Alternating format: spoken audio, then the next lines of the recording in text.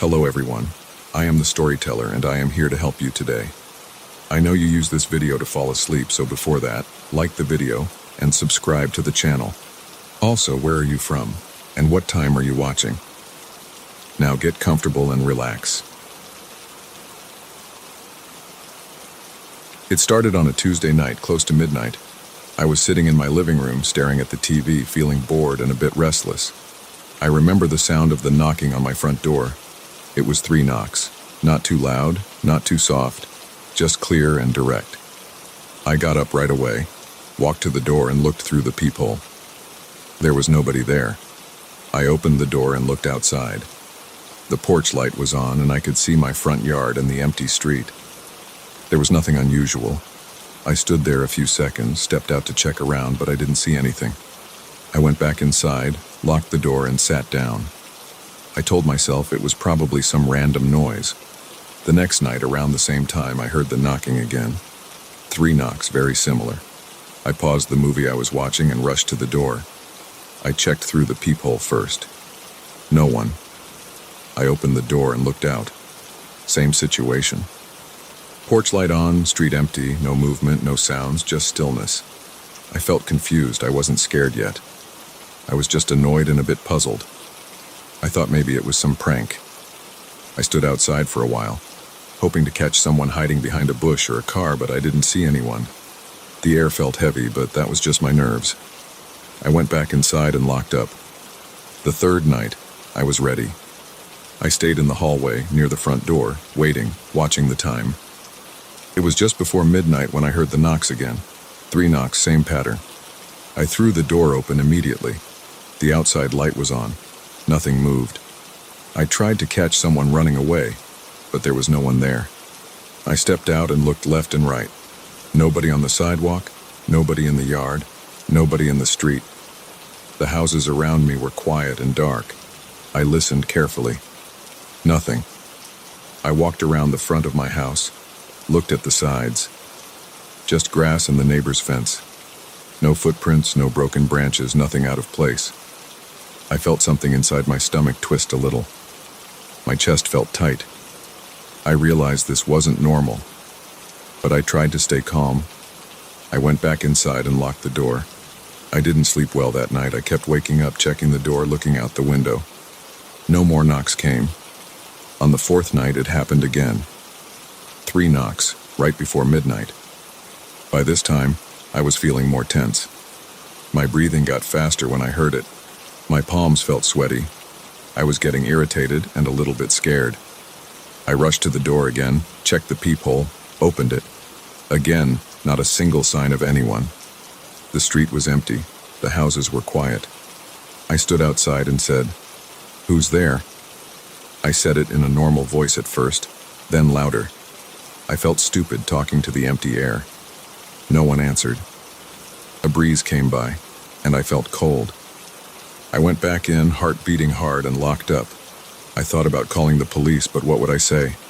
Someone knocks and disappears every night? It sounded ridiculous.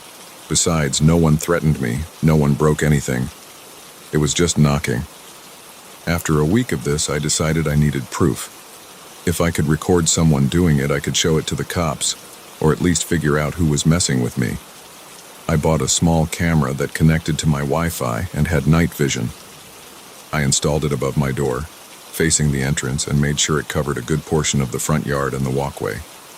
I tested it during the day. The image was clear. I could see everything.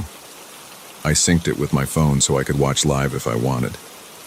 I thought this was going to solve everything. That night, I sat in my living room with my phone in hand. A few minutes before midnight, I turned the TV off. I listened closely. My heartbeat was steady. I was determined to catch whoever it was. Right on schedule, 3 knocks. I jumped up and opened the app.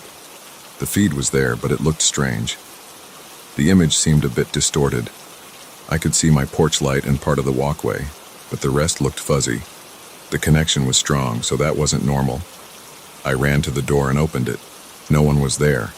I checked the camera's live feed again. The distortion was worse. It looked like static, a kind of interference. After a few seconds, the image stabilized. The walkway looked empty.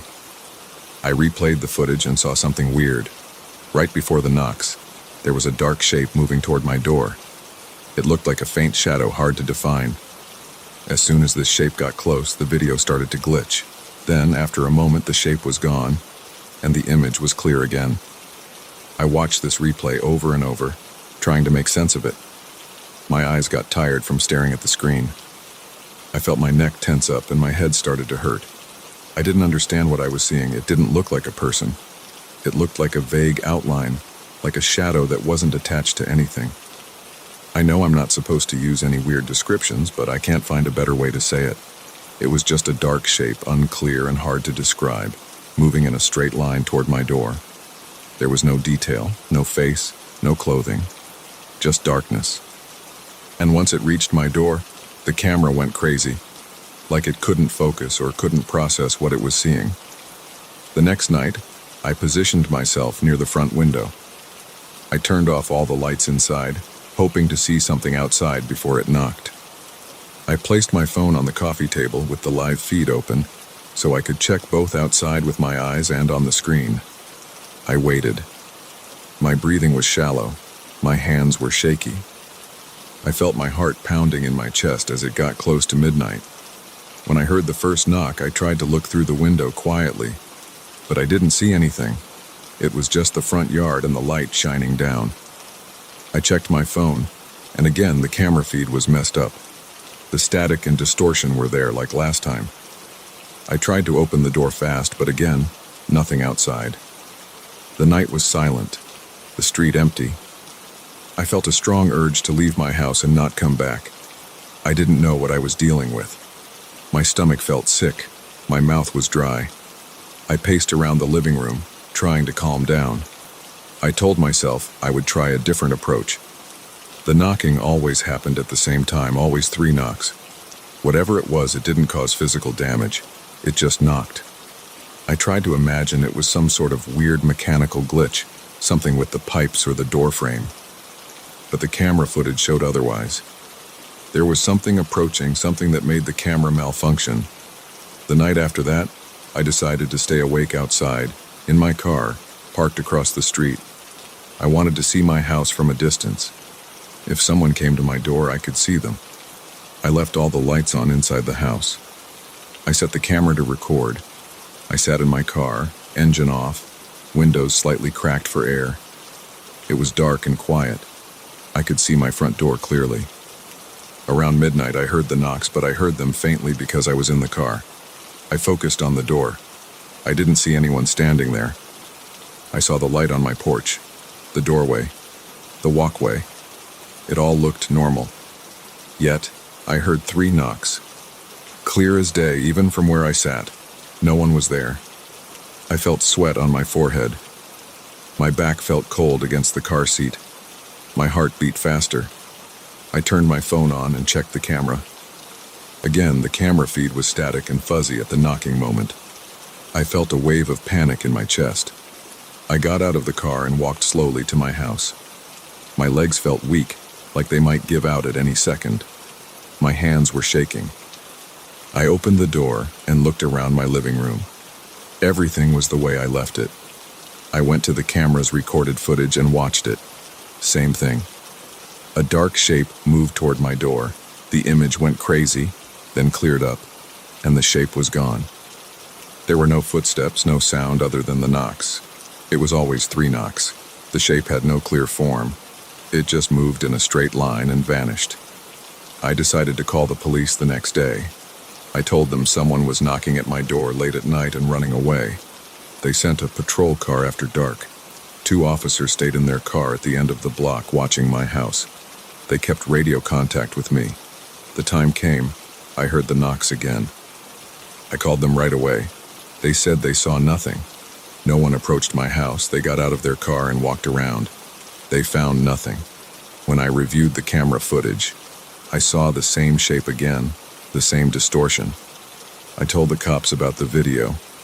They looked at it on my phone, shrugged, and said it must be some glare or a camera malfunction. They seemed frustrated that I was calling them for nothing concrete. I could see they were annoyed. I didn't blame them. I had no explanation. That night after they left, I felt more alone. I had no help. I considered staying at a friend's place, but I didn't want to explain this to anyone. It sounded crazy. I tried to come up with a plan. I thought about turning off the porch light to see if that changed anything. I thought about placing more than one camera, so I went and bought 2 extra cameras the next morning. I installed one on the side of my house, covering the walkway from a different angle, and one inside the front window pointing out. I tested them all day, and they worked perfectly. The images were clear and stable, no issues. When night came, I turned off the porch light and relied only on the camera's night vision. I sat in my living room with a baseball bat in my hands. I don't know what I planned to do with it, but holding it made me feel a bit safer. My throat was dry, and I felt a slight headache creeping in. The time passed slowly. The house was quiet. Then, close to midnight, I heard the knocks. 3 knocks, the same pattern, but this time the sound was softer. I checked the cameras live. All 3 showed static and distortion. I couldn't see anything clearly. I got up, opened the door fast, and stepped outside. I swung the bat in the air, expecting someone to be there. Nothing. No one. Just the quiet street. I felt the cool air on my skin. I didn't see anything move, just stillness. I went back inside and locked the door. I checked the recorded footage from all 3 cameras. Each camera showed the same thing. A dark shape approaching, the image going bad, and then the shape was gone. From the side angle, I noticed that the shape had no height I could measure. It just moved in a straight line. From the front window angle, I saw the distortion start before the shape was fully visible, like the camera sensed it before it came into view. The inside camera just showed static and then cleared up. None of the cameras showed a person. No face, no body, no clothing, nothing recognizable. I tried cleaning the cameras, resetting them, changing their positions. Every night, the same knocking, the same distortion. I started to feel weaker every time it happened. My chest felt tight and I had trouble sleeping. During the day, I was jumpy and alert, checking the windows and doors for anything strange. At night, I felt dread build up in my stomach as midnight approached. I drank water, paced around, tried to calm myself. The knocks always came 3 times. I considered leaving my house for good, but it was my home, and I didn't want to run away without understanding what was happening. One night, I decided not to open the door at all. I sat in the dark and listened. The knocks came. I stayed still, holding my breath. My heart pounded. I watched the camera feeds on my phone. All 3 showed the same static. I didn't open the door. After a few seconds, the knocking stopped.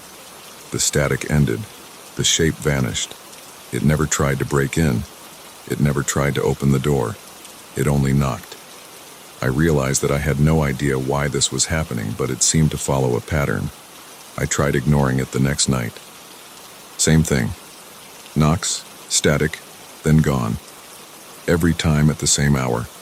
Always 3 knocks. After a few days of this, I became numb to it. I still felt fear, but I tried to hide it. I prepared each night by turning off the TV, turning off most lights, and watching the camera feeds. The knocks came. I didn't answer. The shape arrived on the camera feed. Distortion followed, then it left. I never found any physical evidence outside. No footprints, no scratches on the door. No sign that anyone had been there. Now, I don't know how to end this story because it never ended for me. It still happens. Every night. 3 knocks. A dark shape on the camera. A few seconds of static. Then, nothing. I sleep badly, wake up tired, and go to work feeling anxious. I don't have a solution and I don't have proof that would make sense to anyone. I have strange videos and my own memories. The cops don't care. Neighbors don't notice anything. I don't tell friends because I don't want them to think I've lost my mind. I just deal with it. It's been going on for weeks now, and it's always the same. No escalation, no final confrontation. I don't know what it is. I only know that every night, Right before midnight, I hear 3 knocks on my door. And when I check the camera, I see a dark shape that makes the video feed go bad. Then it disappears without a trace.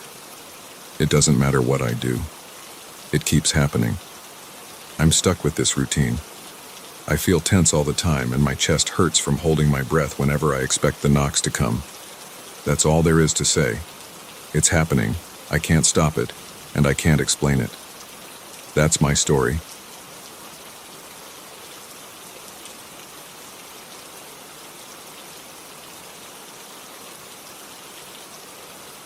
When I stepped into my building's elevator that evening, I immediately noticed something felt off. There was a man already inside. He stood near the back, facing the doors, not looking at me, not pressing any button. The doors slid shut behind me, and I reached out to select my floor. My hand paused in midair because he hadn't chosen any floor at all. It was strange. People normally pressed something right away, or at least moved. He did nothing. I picked my floor number and waited, feeling a tightness in my chest.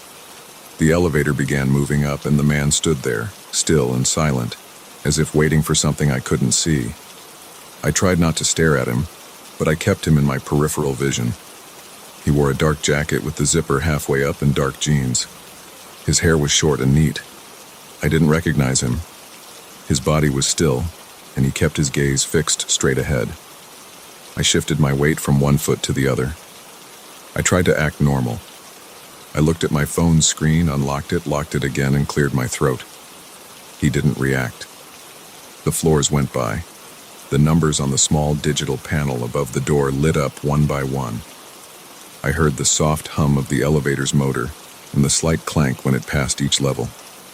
When we reached my floor, I stepped forward. I didn't look back at him. I just moved through the open doors and into the hallway. After a few steps, I heard a second set of footsteps. They matched my pace. I turned my head slightly and saw him coming out behind me. He was walking about the same speed as me. The hallway on my floor is simple and well lit, just a long corridor with identical doors, cream-colored walls, and a dull gray carpet. My apartment was near the end on the right. He was behind me, about 10 steps back. My heart beat a little faster. I didn't know why he would get off on my floor if he hadn't pressed a button. Maybe he lived here. I tried to stay calm. I kept walking. The hallway was quiet. No one else was around. The only sounds were our footsteps. Mine, then his, always in sync. I reached into my pocket, feeling for my keys, making sure I had them ready. I glanced back again. He was still there, walking, keeping the same distance, not looking at any door, not slowing down. I didn't say anything. I just wanted to reach my door and lock it behind me. When I got to my apartment door, I stopped and turned fully around to face him. For a split second, I was ready to ask him if he needed help or if he lived here. But there was nothing. He wasn't there. I stared down the hallway, saw nothing but the closed doors and the empty corridor. No sound of footsteps now, no movement. The hallway felt still and silent, as if he had never been there. I felt the back of my neck prickle. The overhead lights flickered for a second, just once, and then stayed steady. I took a breath and listened. There were no voices, no steps, no doors closing. I felt my stomach tighten and my pulse was loud in my ears. I put my key into the lock and opened my door. I went inside and locked it right away. I stood there in my small entryway holding the doorknob. My apartment felt normal. The living room lights were off, but a little glow came from the kitchen where I'd left a small light on. Everything looked the same as when I left that morning. I took off my shoes and placed them on the mat by the door. I walked through the living room, turned on a lamp, and checked the windows. They were all closed. I leaned against the kitchen counter for a moment and tried to shake off the weird feeling. Maybe I was just tired. Maybe he went into one of the apartments quickly, so I didn't see him. That must have been it. I told myself not to overthink it. I heated some leftovers in the microwave and ate, standing in the kitchen. The food tasted bland, or maybe I just wasn't paying attention to the taste. I turned on the TV in the living room and flipped through channels. I found nothing interesting, just random shows and commercials. I turned it off again. I wasn't in the mood to watch anything. I tried to focus on regular things. I checked my emails. I looked at my messages. Nothing unusual. After a while, I got ready for bed. I brushed my teeth, washed my face, and got into bed. The feeling of the sheets was familiar and soft. I turned off the lamp on the nightstand and closed my eyes. I must have fallen asleep quickly because the next thing I remember was waking up suddenly in the dark. My digital clock read 3:00 a.m. I didn't know what had woken me at first, but then I heard it again, a knock at my door. 3 quick, dull thuds. I sat up, my heart thumping. I turned on the bedside lamp. The knock came again. It was a bit louder this time. I reached for my phone. I checked the time again. It was still just after 3 in the morning. There was no reason for anyone to knock on my door at this hour. I stayed still and listened. No voices, no footsteps, just silence. Then the knock came again. I got out of bed, moved to the door as quietly as I could. I stood by it and waited. Another knock, softer this time, but steady. I leaned my eye against the peephole. I saw nothing. The hallway light was on, but I didn't see anyone standing there, just the empty hallway. I looked carefully. No shadows, no shapes. Nothing. My stomach tightened again. I stepped back and considered calling someone, maybe the building's security desk. But I had never spoken to them at this hour, and I wasn't sure if they were always there.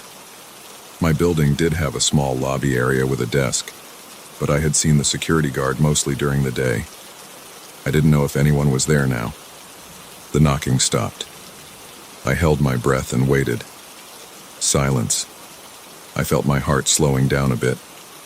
I hoped it was just some drunk neighbor knocking on the wrong door and then wandering off. I looked again through the peephole. Still nothing. I turned and moved away from the door, heading back toward my bedroom. I reached my bed and sat down on the edge. I listened. Nothing. No sounds except the hum of my fridge in the kitchen. I turned off the bedside lamp and tried to lie down again. I couldn't sleep right away. My eyes were open, staring at the dark ceiling. I waited for any noise, any sign that something wasn't right. After a few minutes, I started feeling my eyelids getting heavy. Just as I began to drift off, I heard the knock again. It was the same. 3 dull knocks, no variation in rhythm. I sat up straight. My body felt rigid. I stood up and marched back to the door, trying to keep my breathing quiet. I switched on the hallway light inside my apartment, unlocked the door, and opened it just a crack. I kept the chain on. I looked out through the small opening. No one. The corridor was completely empty. The overhead lights were bright. I saw the doors of the other apartments, all closed. No movement. "Hello?" I said quietly. I got no response. My voice sounded small and shaky. I closed the door again and locked it. My hands felt sweaty. I wiped them on my pajama pants. I stood there for a moment, pressing my ear to the door, listening. Nothing. Just the buzz of the hallway lights. I took a few steps back. I tried to stay calm. Maybe it was a prank. Maybe someone was messing with me. I walked to the window in my living room that overlooked the street. I pushed the curtain aside and looked down. The street was empty except for a few parked cars. No one was out there. It was quiet. A few lamps lit the sidewalk, but I didn't see anyone moving around. I stood there for a while, waiting to see if I could catch someone leaving the building. Nothing. I thought about the stranger in the elevator. I remembered how he followed me down the hallway and then vanished. I wondered if he had something to do with this. I didn't understand how he could disappear so fast. There was no place to hide. The hallway is straight. No turns. No extra doors other than the apartments. If he lived here, he would have needed a key, and I would have heard a door open. But I didn't. I didn't want to think about that now. I just wanted to get through the night. I went back to my bedroom and turned on the light there. I pulled a chair from the desk and placed it near the door of my bedroom, facing the apartment's front door. I sat there, arms folded, trying to stay awake. I listened to the quiet apartment. The walls were thin enough that I might hear neighbors if they were talking or playing music, but it was silent. I could only hear my own breathing. Time passed slowly. I checked my phone. It was around 3:30 a.m. I kept waiting, expecting another knock. My muscles felt tense. My mouth was dry. I got up once to get a glass of water from the kitchen. I returned with the water and sipped it quietly. Nothing happened. Eventually, around 4 a.m., I decided to try to sleep again. I got into bed, leaving the bedroom light on. I felt safer with it on. I closed my eyes, but every few seconds I opened them to listen. I forced myself to relax, to focus on my breathing. After some time, I drifted off. I slept lightly, without any real rest. When I woke up, it was 8 a.m. The sun came in through the window. I rubbed my face and stood up. My neck was stiff. I walked to the front door and looked through the peephole again. The hallway looked normal in the morning light. I unlocked and opened the door, stepping out to check if there was anything on the ground. Nothing. The hallway smelled like cleaning products. I saw one of my neighbors leaving for work. He nodded at me and said, "Good morning." I nodded back and didn't mention anything. I got dressed and went down to the lobby. The elevator ride felt tense, but I was alone this time. When I reached the lobby, I saw the guard at the front desk. He was an older man I had spoken to once or twice. I approached him and asked if someone had come in late last night, if anyone reported strange knocks or noises. He shook his head and said it had been quiet. I described the man in the elevator. He said he hadn't seen anyone like that on his shift. He looked at me as if I were a bit paranoid. I didn't press the issue. I decided to check the mailroom before heading out. I had a package waiting. I picked it up and went outside. The morning air felt cool. I walked up the block to get coffee. I thought about what happened. I tried to push it out of my mind, but it kept nagging at me. I knew what I saw and heard. That man was definitely in the elevator.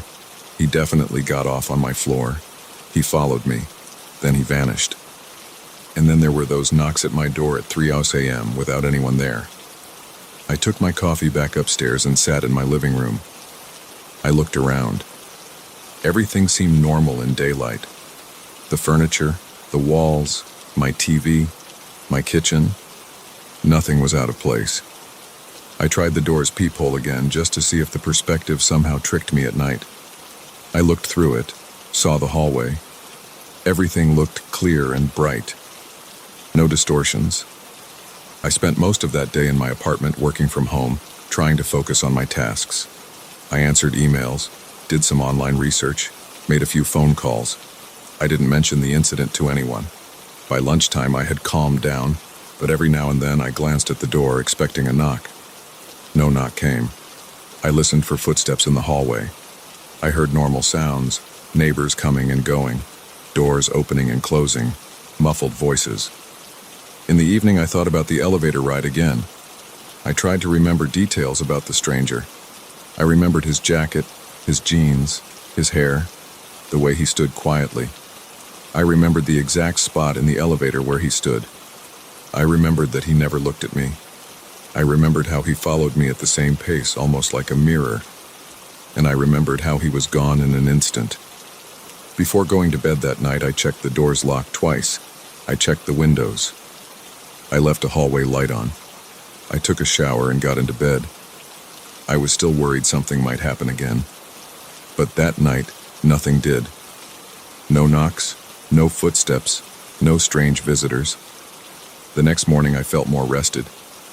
I got up, made coffee, and left for work at my usual time. I tried to put it behind me.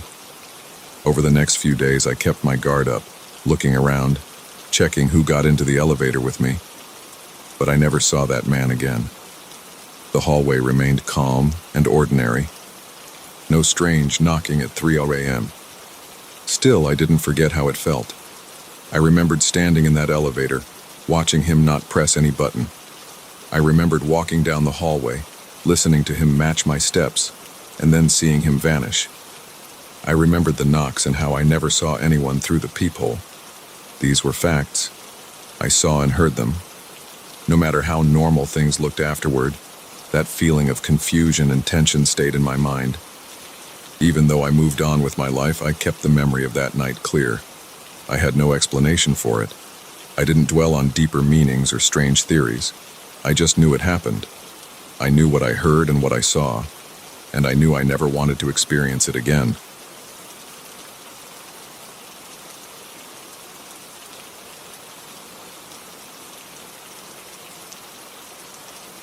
I remember that night because I was tired, a little hungry, and I just wanted to get home. I had worked late. My shift ended around 9, and I had walked a few blocks in the wrong direction because of some construction. I wanted to save some time. I decided to cut through an alley I usually avoided. It wasn't pitch dark, but the light was dim. There was a single streetlight near the entrance, and the rest of the alley stretched out with only a bit of light coming from the windows of the buildings on either side. I could see old trash cans, a few cardboard boxes, some scattered plastic bags, and dirty puddles. The place smelled like stale beer and old garbage. I remember the sound of distant traffic behind me, but inside the alley it was mostly quiet. I stepped in, trying to keep my feet away from the wet spots on the ground. I tried to move quickly. The alley ran straight for a while and then turned right, which I knew would bring me closer to my apartment building. As I walked, I heard a soft sound, like someone shifting their weight on a loose piece of pavement, but when I turned, I saw nothing. I shrugged it off. Sometimes there were rats or maybe a cat. I tried not to think too much about it.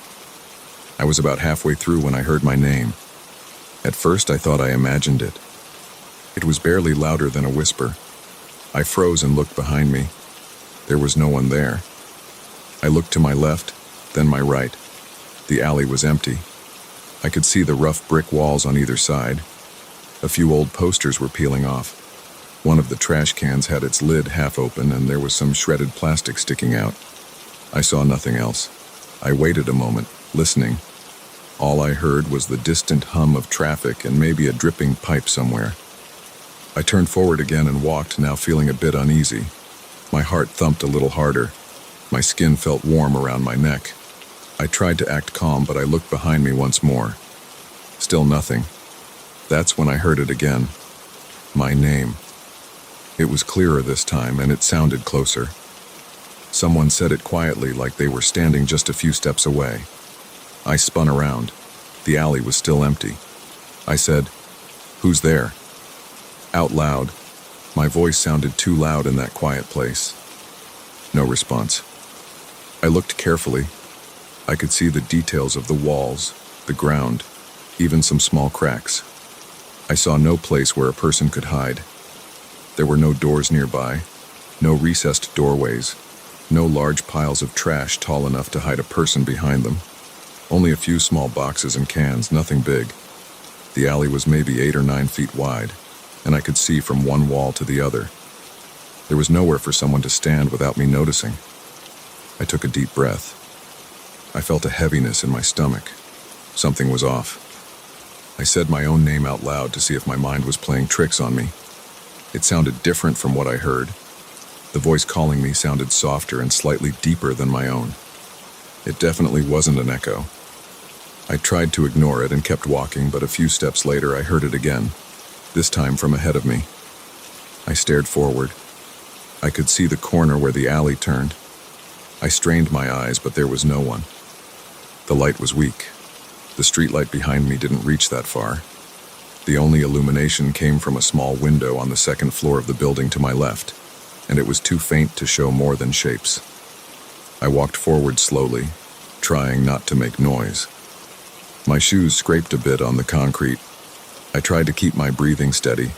I knew something was wrong. It wasn't just hearing my name. It was the feeling that someone was right there, close to me, watching me.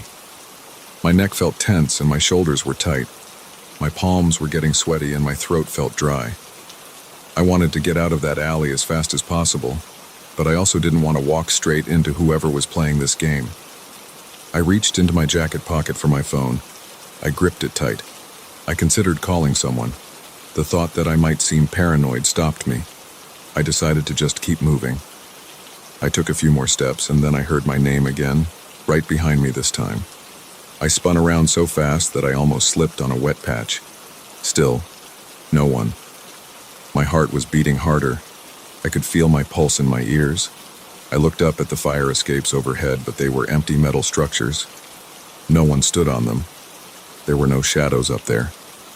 I stood still for at least 20 seconds, turning my head from side to side, trying to catch any movement. Nothing. Just the dim light, the smell of trash, the quiet drip of water. I could hear my own breathing now, fast and shallow. I wanted to run, but I didn't want to run blindly and fall or get cornered. Instead, I walked backward for a few steps, keeping my eyes in front of me and then behind me, alternating every few seconds. That made me dizzy, so I stopped and faced forward again. If someone was there, they were hiding too well. But how could they hide in a place like this? I reached the turn in the alley. I stepped around the corner, pressing my back against the wall before looking ahead. The next stretch of alley was even darker. There was a dim light at the far end, probably from a distant street lamp. I could see broken concrete and a large dumpster on the left side. The dumpster's lid was closed. There was a small stack of crates near it. They were wooden, probably empty. I could see a patch of moss or mold on the ground and a slight incline leading toward the main street at the far end.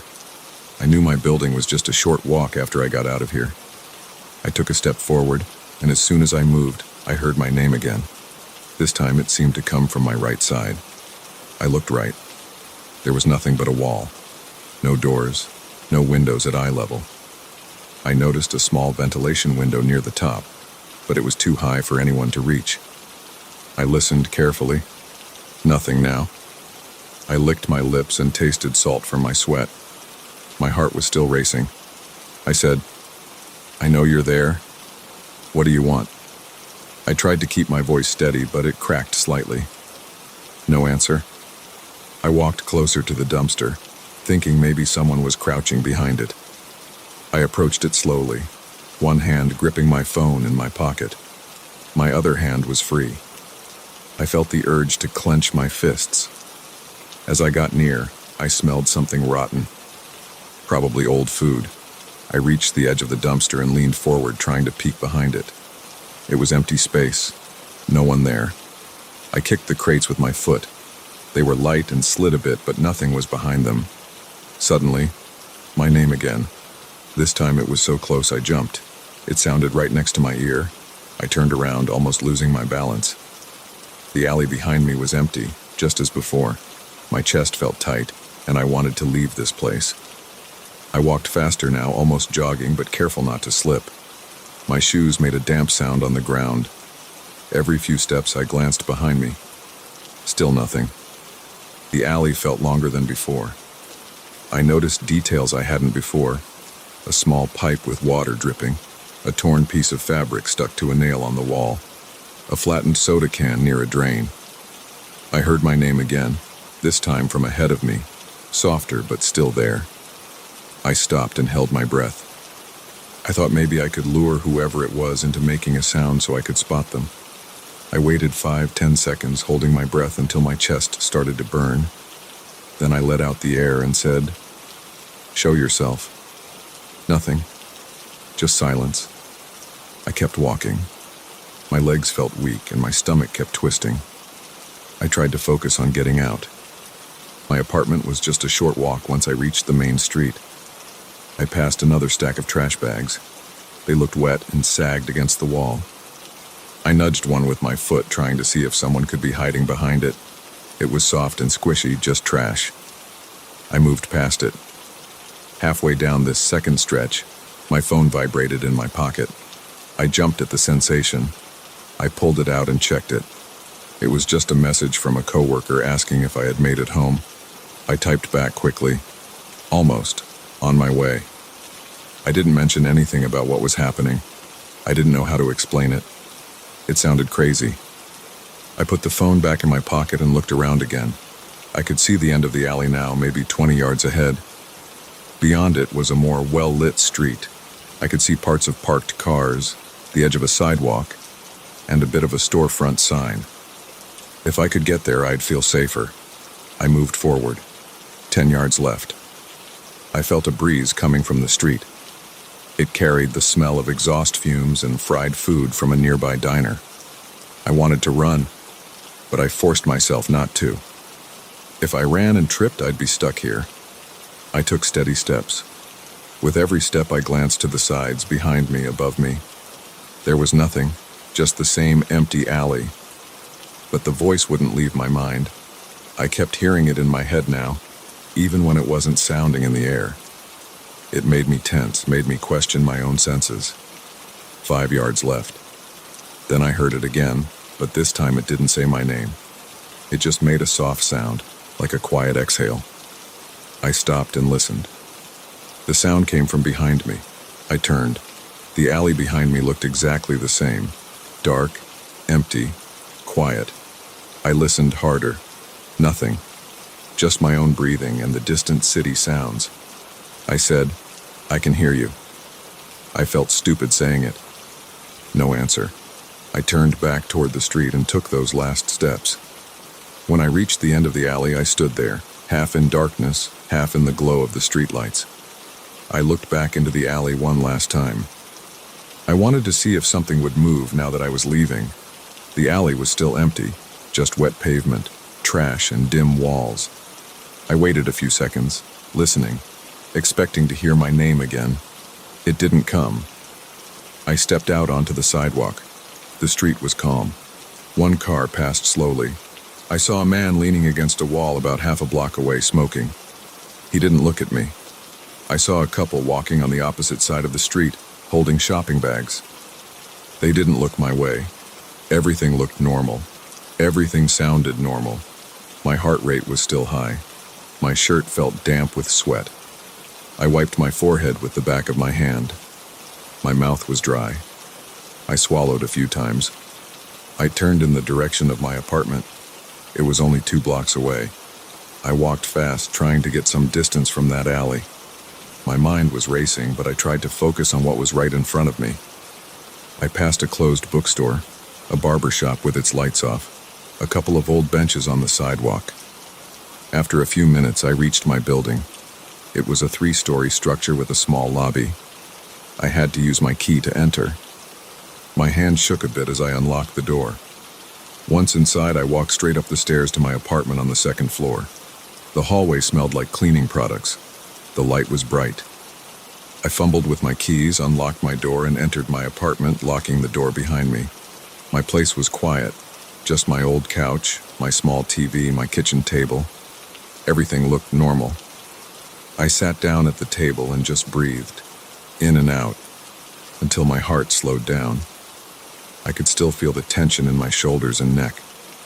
I didn't know what to think. I heard my name whispered several times and I saw no one. The alley was empty. I had no explanation. My body still felt tired, my legs a bit shaky. I grabbed a glass from the cabinet and filled it with tap water. I drank it in a few big gulps.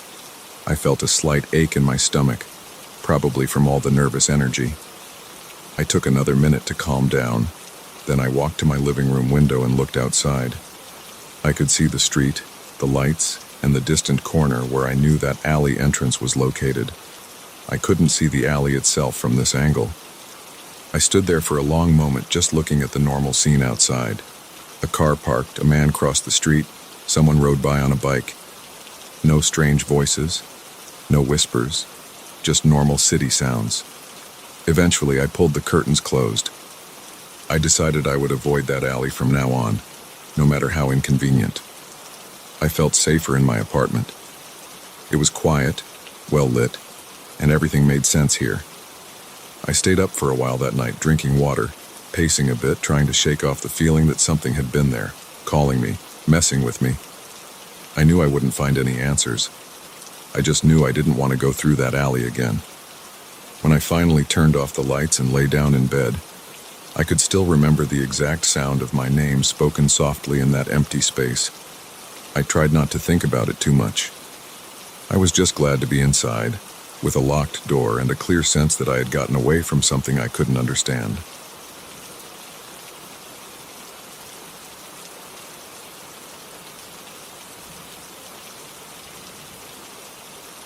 I remember that night clearly. It was late, probably past midnight. The streets were almost empty, and the air felt colder than usual. I was tired, but still focused on my job.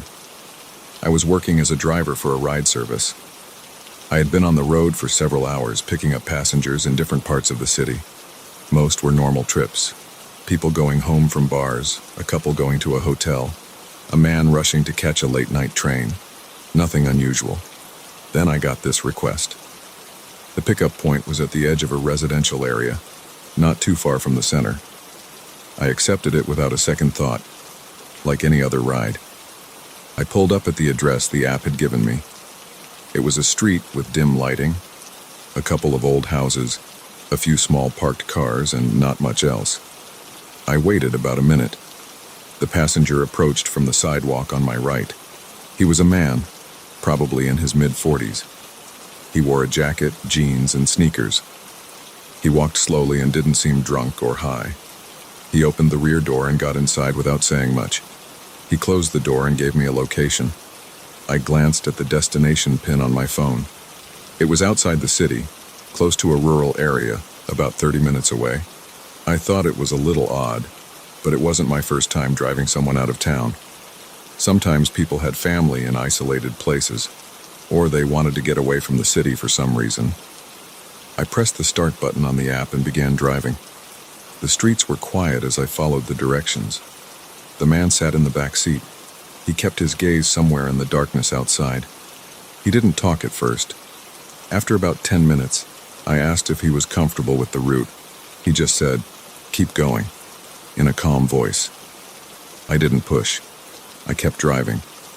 The GPS showed a route that would take a main road, then turn onto smaller roads. There weren't many lights in that direction, but I knew some rural areas had very few street lamps. I tried not to think too hard about it. The passenger didn't show any emotion. He wasn't smiling, he wasn't frowning. He looked calm.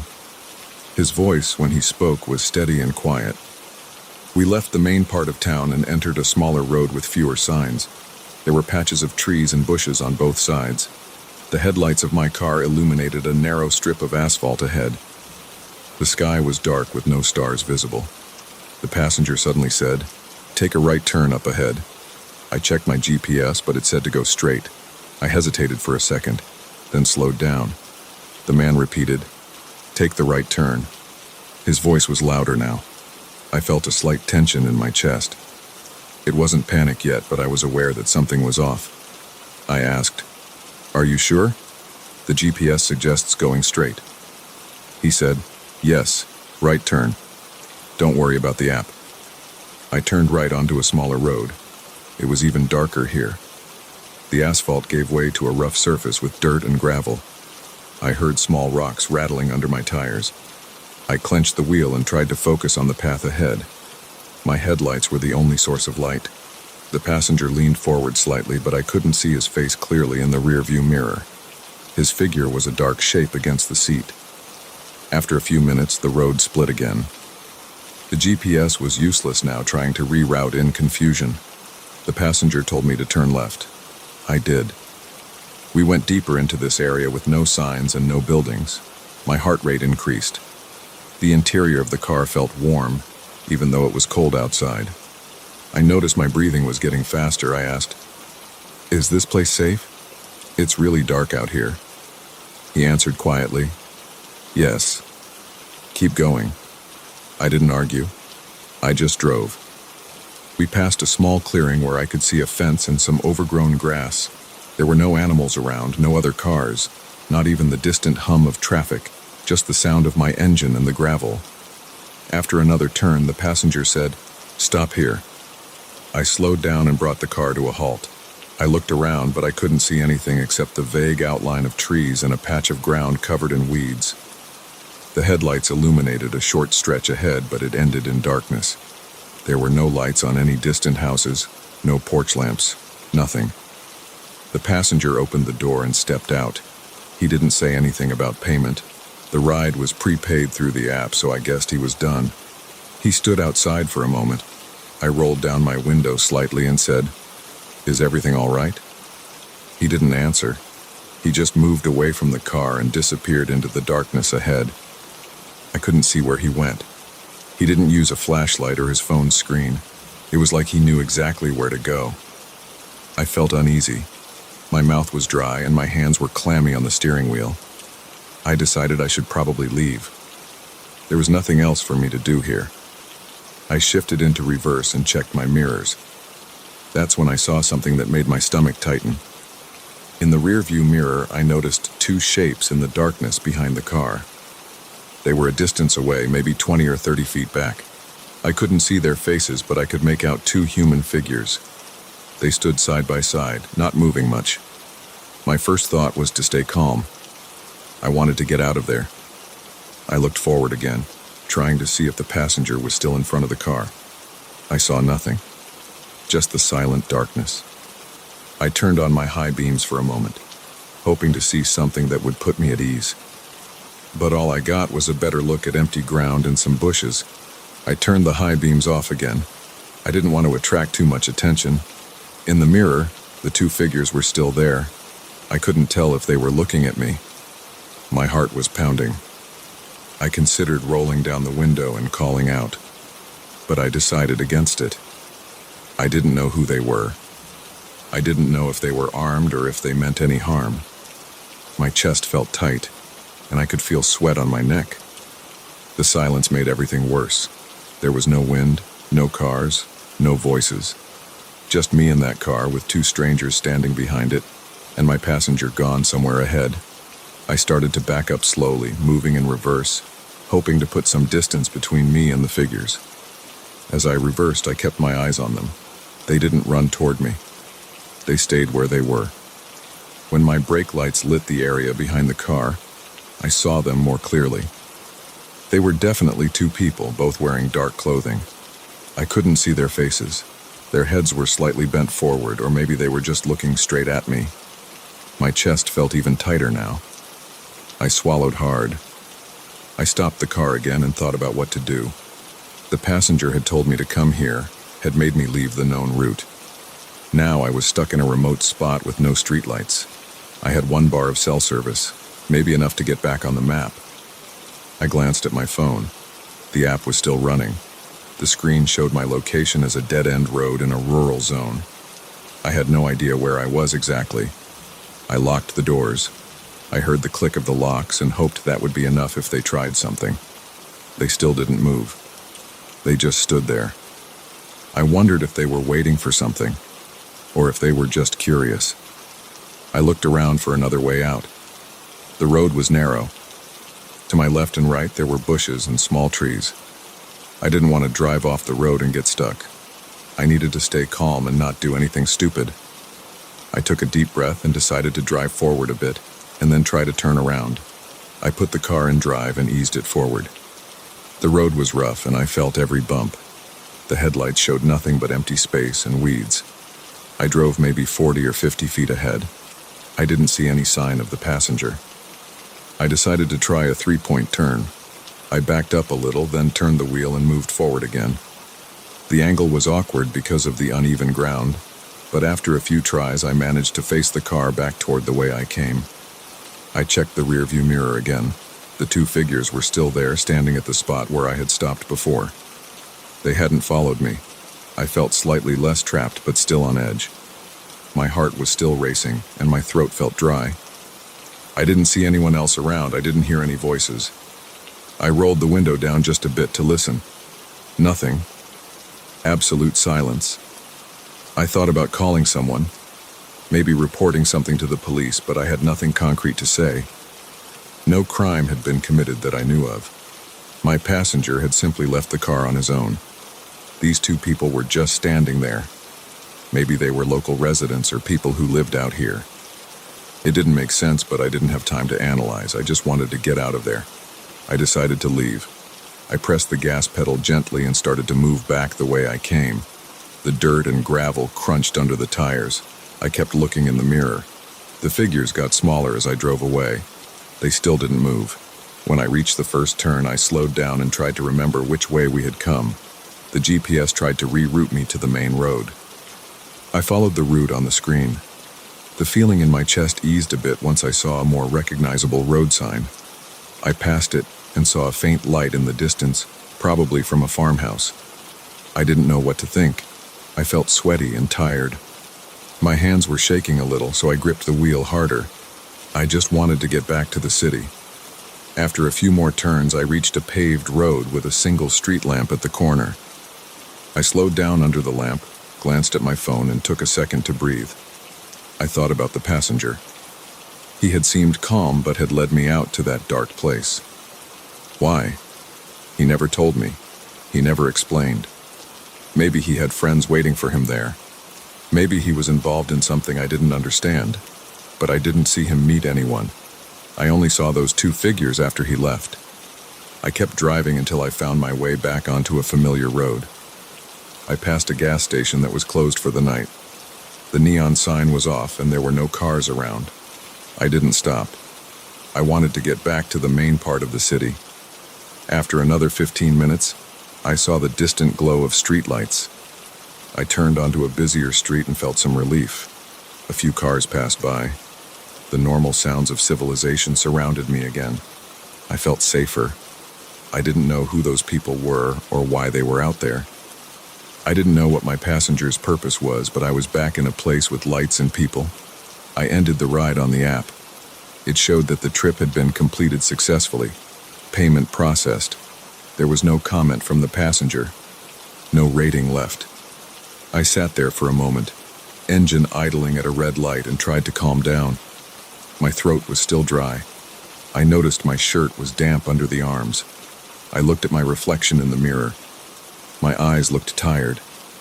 I pressed my lips together, then took a sip of water from the bottle I keep in the cup holder. The water was lukewarm, but it helped. I decided I wouldn't tell anyone about this ride right away. I didn't even know how to describe it. Just a strange trip to a dark place. The passenger disappeared, and I saw two people in the dark. No one attacked me. No one demanded anything. Nothing was stolen. It was just odd and unsettling. I gripped the wheel and continued driving, heading back toward more familiar neighborhoods. I picked up another passenger an hour later, a normal guy going to a hotel. That trip went fine, but I didn't shake the feeling that something had been off that night. Even now, I remember those two figures standing in the darkness, not moving, not speaking, just watching. I remember the chill in my chest, my heart pounding, and the absolute silence around us. I remember the passenger's calm voice telling me to turn off the main route. I remember the absence of any normal signs of life. I never found out what it meant, and I guess I never will.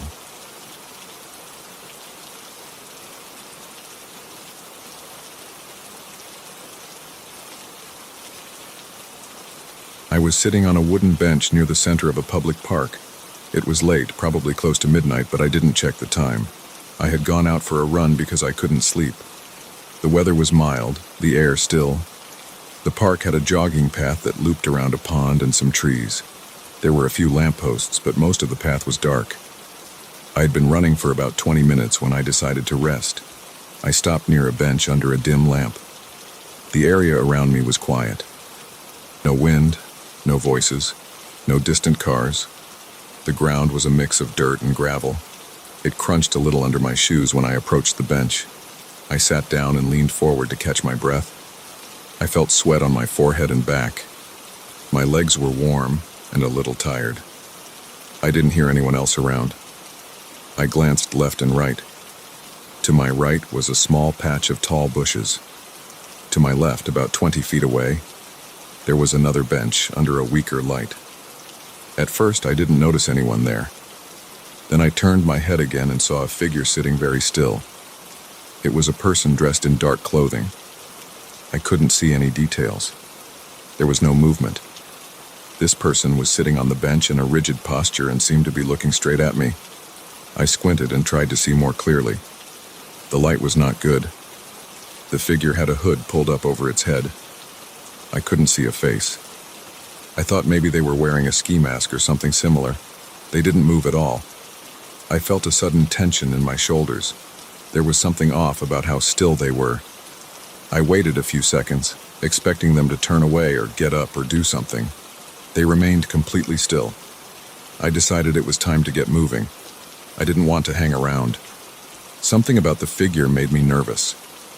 It could have been just another runner taking a break, but I didn't see any sign of normal behavior. Most people would look around, cough, stretch, or adjust their position. This person did none of that. I stood up and stretched my arms.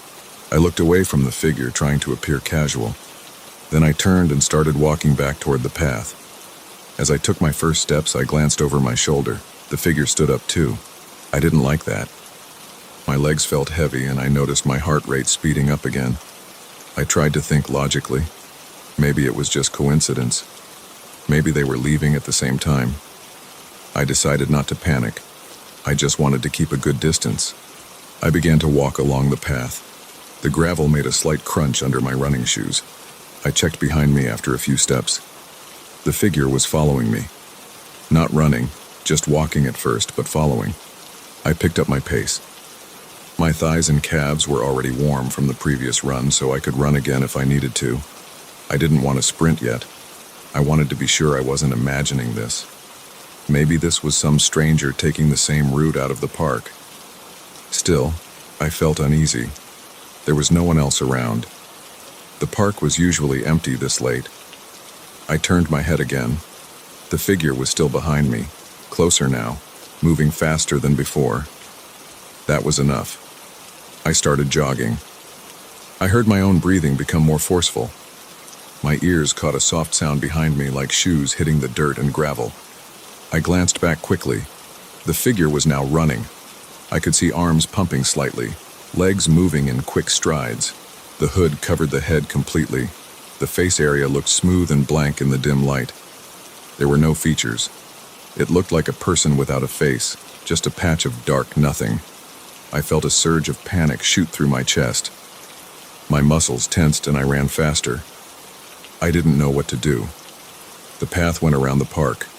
The nearest exit gate was on the far side, maybe a quarter-mile away. The figure was gaining on me, or at least keeping up. I listened to the sound of my own footsteps. I heard the footsteps behind me too, slightly offbeat, getting louder.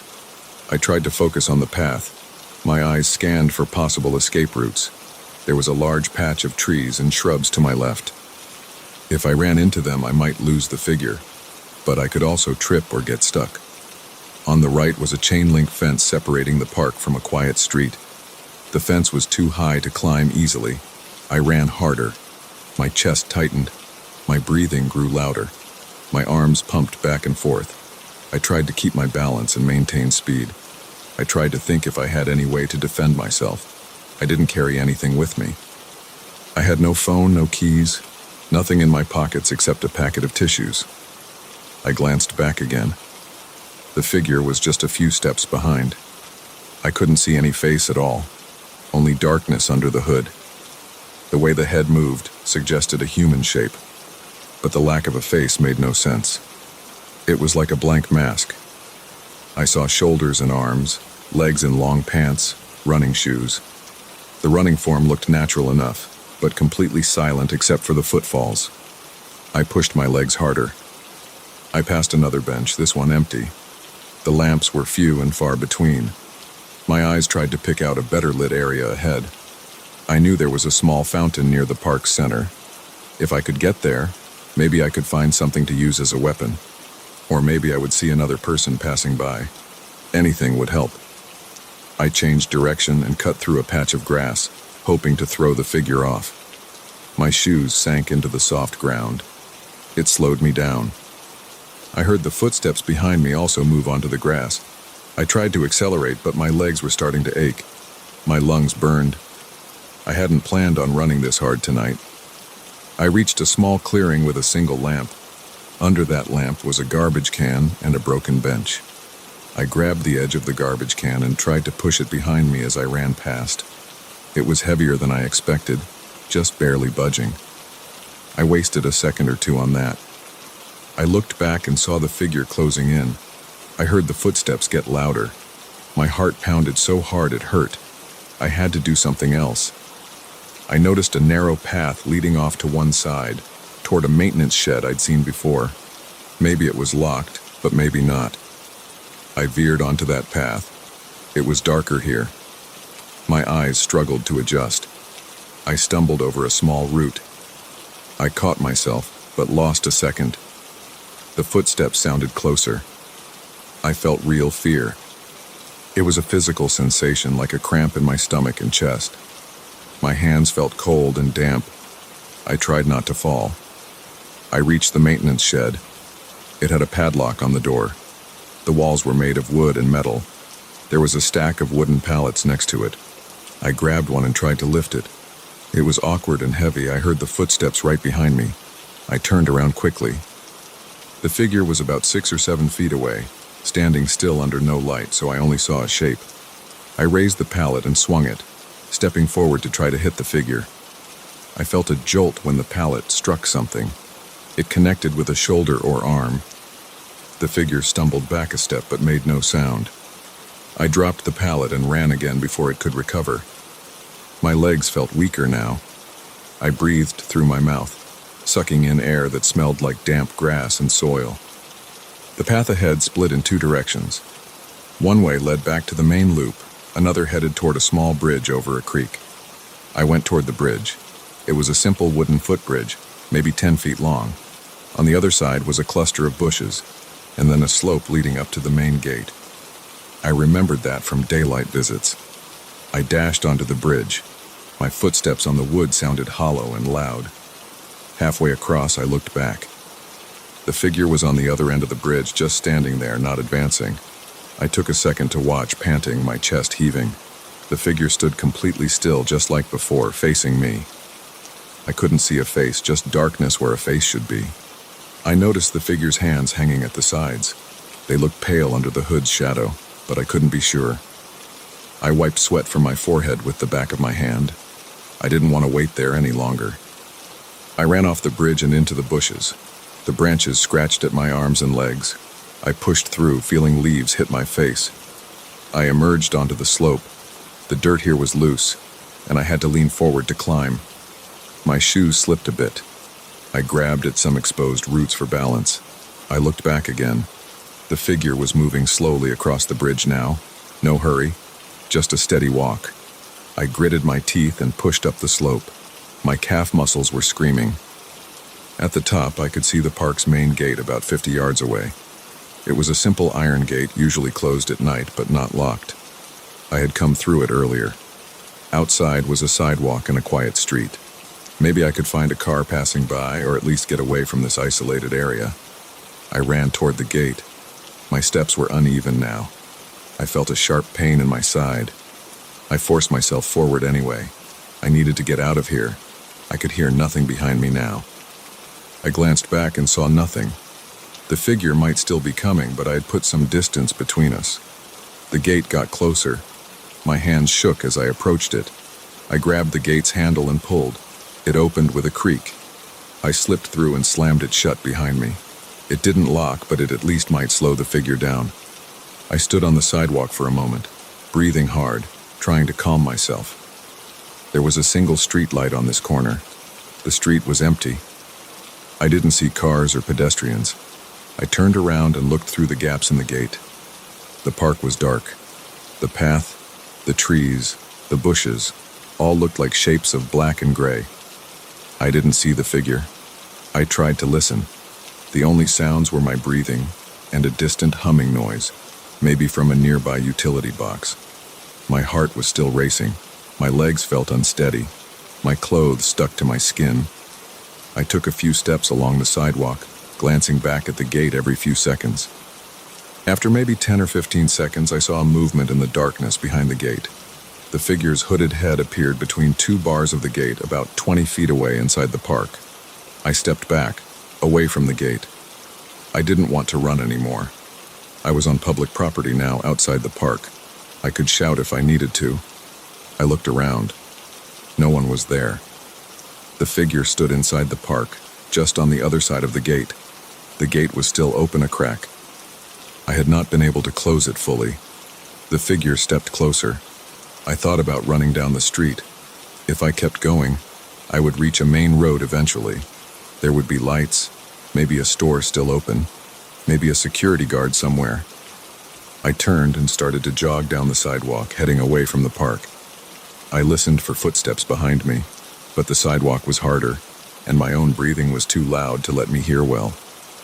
I took the first corner I found, turned right, and moved along a row of bushes lining someone's property. The street here had fewer lights. I looked back. I saw the figure about half a block behind me. It was now on the sidewalk, under a streetlight. The hood was still up. The face area was still dark. The figure had followed me out of the park. My throat felt dry. I swallowed and tried to think clearly. I needed to lose this person or whatever it was. I picked up the pace again. My lungs felt raw. I looked ahead and saw a small parking lot behind a building. It was empty. Maybe I could hide there. I ran into the parking lot. It was about 20 yards deep and walled on 3 sides by fences and a loading dock. There was only one way in and out. That might not be good. If the figure followed me in, I'd be trapped. I realized that too late. I turned to see if the figure was following. At the edge of the parking lot, the figure stood still just outside the entrance. The hooded head tilted slightly. I felt a wave of panic. I backed away. The figure stepped forward, slowly. I felt the urge to speak, to say something, but I stayed silent. My voice would probably shake anyway. The figure took another step. I looked around for a weapon. There was a loose piece of wood lying near a dumpster. I grabbed it with my right hand. It felt rough. I held it up, ready to swing. My arm shook. The figure took another step, coming into the parking lot's pale light. I could now see the shape more clearly. The figure wore a black hooded sweatshirt and black pants. The shoes looked like normal running shoes. The figure's face area looked like smooth skin without eyes, nose, or mouth. I saw a hint of pale color but no features. It was like looking at a blank human head covered in skin. I felt my stomach tighten and my knees weaken. I didn't understand what I was seeing. I gripped the wood tighter. My breathing came in short, fast bursts. The figure stopped about 10 feet away. I held the wood out in front of me. My arms ached. I didn't speak. I waited. The figure stood still, head slightly tilted. The tension felt like it was pressing on my chest. I wanted to run, but I couldn't look away. I took one step back. The figure didn't move. I took another step back. The figure remained where it was. I turned and bolted toward the exit of the parking lot. I ran past the figure, giving it as wide a berth as possible. It didn't reach out. It didn't move. I rushed onto the sidewalk, stumbling. I looked back. The figure still stood inside the parking lot in the same spot. I didn't know what that meant. I didn't wait to find out.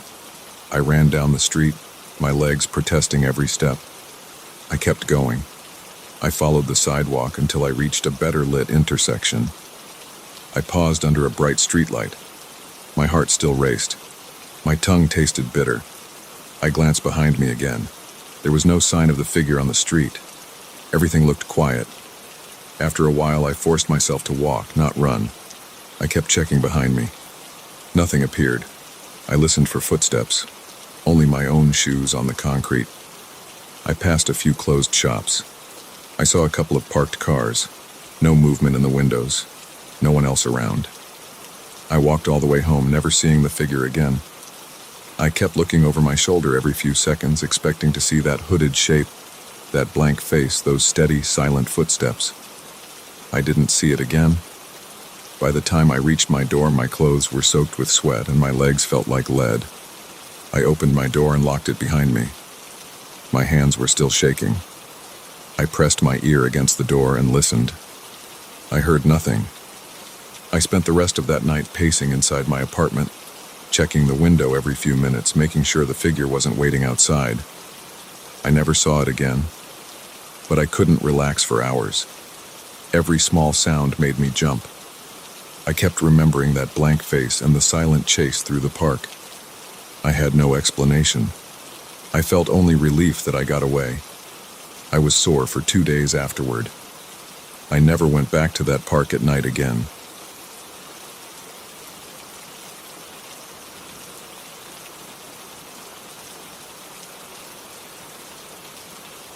I remember that night very clearly. It was past midnight. I was on my bike heading home along that narrow country road. The air was dry, and the pavement felt rough under my tires. I had no music playing. I had no company. Just the sound of the chain turning whenever I moved my legs. I wanted to get home, lock the door, and fall asleep. There were no other cars, no lights from houses, and no reason to stop for anything. I was focused on keeping a steady pace and not thinking about how dark it was outside my small headlamp's reach. I saw the car's headlights up ahead. They were on the right side of the road. The lights were not steady. They seemed to flicker on and off. At first, I thought it was just some roadside assistance vehicle or maybe someone trying to fix a flat tire. The car was not running. Its engine was off. I could only see the faint glow of its front and rear lights blinking. I slowed down because it was the only thing that stood out in that quiet stretch. I did not see anyone around. I did not hear any voices. The car's four-way flashers were on, but no one waved for help. I approached it carefully. I braked when I was a few feet away. I kept one foot on the ground and one on the pedal. I said, "Hello? Is anyone there?" I expected to hear some reply. Maybe someone would say they had engine trouble or needed a spare tire. Instead, I heard nothing. The car doors were closed. The trunk was closed. The windows were up. I looked inside. Empty seats, no bags, no keys in the ignition, just a dark interior. Everything was still except for the blinking lights outside. I felt uneasy standing there. I knew it was not normal to find a car like that, lights on and no one around in the middle of the night. I looked up and down the road. Nothing. No headlights in the distance. No sounds of an approaching engine. No footsteps. Just the faint hum of insects and the soft rustling of leaves along the ditch. I noticed movement in the bushes about 20 feet away. At first, I thought it might be a stray dog or some small animal, but the way the bushes shook made it seem bigger than that. I whispered to myself, "What is that?" I did not want to shout. I did not want to attract attention if it was something that could harm me. I leaned forward on my bike. I wanted to see if something would step out. I listened closely. I heard breathing, but it was not my own. It was low and uneven, like someone struggling to keep quiet. I kept my eyes on the bushes. My heart felt heavier. My breathing got faster. I gripped my handlebars tighter. I saw something move behind the leaves. A shape, dark and crouched, pushing through the shrubs. I could not identify it at first. It was not tall, but it was not small either. Its shape was uneven, like a person hunched down. I stayed still. I watched as it moved again. It slowly emerged from the side of the road, stepping onto the asphalt. The creature's posture was odd. Its limbs looked long. Its head seemed too low. It did not speak. It did not growl. It just stood there, facing me, about 15 feet away. I could see it more clearly under my bike's headlamp and the car's flashing lights. Its skin looked rough, maybe covered in coarse hair. It had 2 arms and 2 legs, but the way it positioned them seemed unnatural. It stood on 2 legs, but its spine was bent forward. Its arms hung almost to its knees. I could not see the details of its face. I could not tell if it was a person with some deformity or an animal that I had never seen before. I did not smell anything strange, but I felt dread. My shoulders tensed. My stomach sank. I wanted to leave, but I stood there trying to understand what I was looking at. Then it took a step toward me. Just one step. It made no sound, but I saw the movement. My breath caught in my throat. I stepped back. I felt my heel hit the pedal. My heart pounded. I said in a low voice, "Hey, I don't want any trouble." The creature did not respond. It took another step. Now it was about 10 feet away. I could see its chest moving up and down. It was breathing heavily. It seemed focused on me. I decided to leave. I did not want to figure out what it wanted. I pushed down on the pedal, easing my bike forward. The creature stepped forward again. It matched my pace. I tried to move slowly at first, hoping it would lose interest. It did not. As I gained speed, it quickened its steps. I saw it lean forward, arms swinging slightly. legs moving with a steady gait. It was following me, and it was not losing ground. I pedaled harder. I felt my legs ache. The road was flat, which helped, but I could not rely on speed alone if this thing could run as fast as I suspected.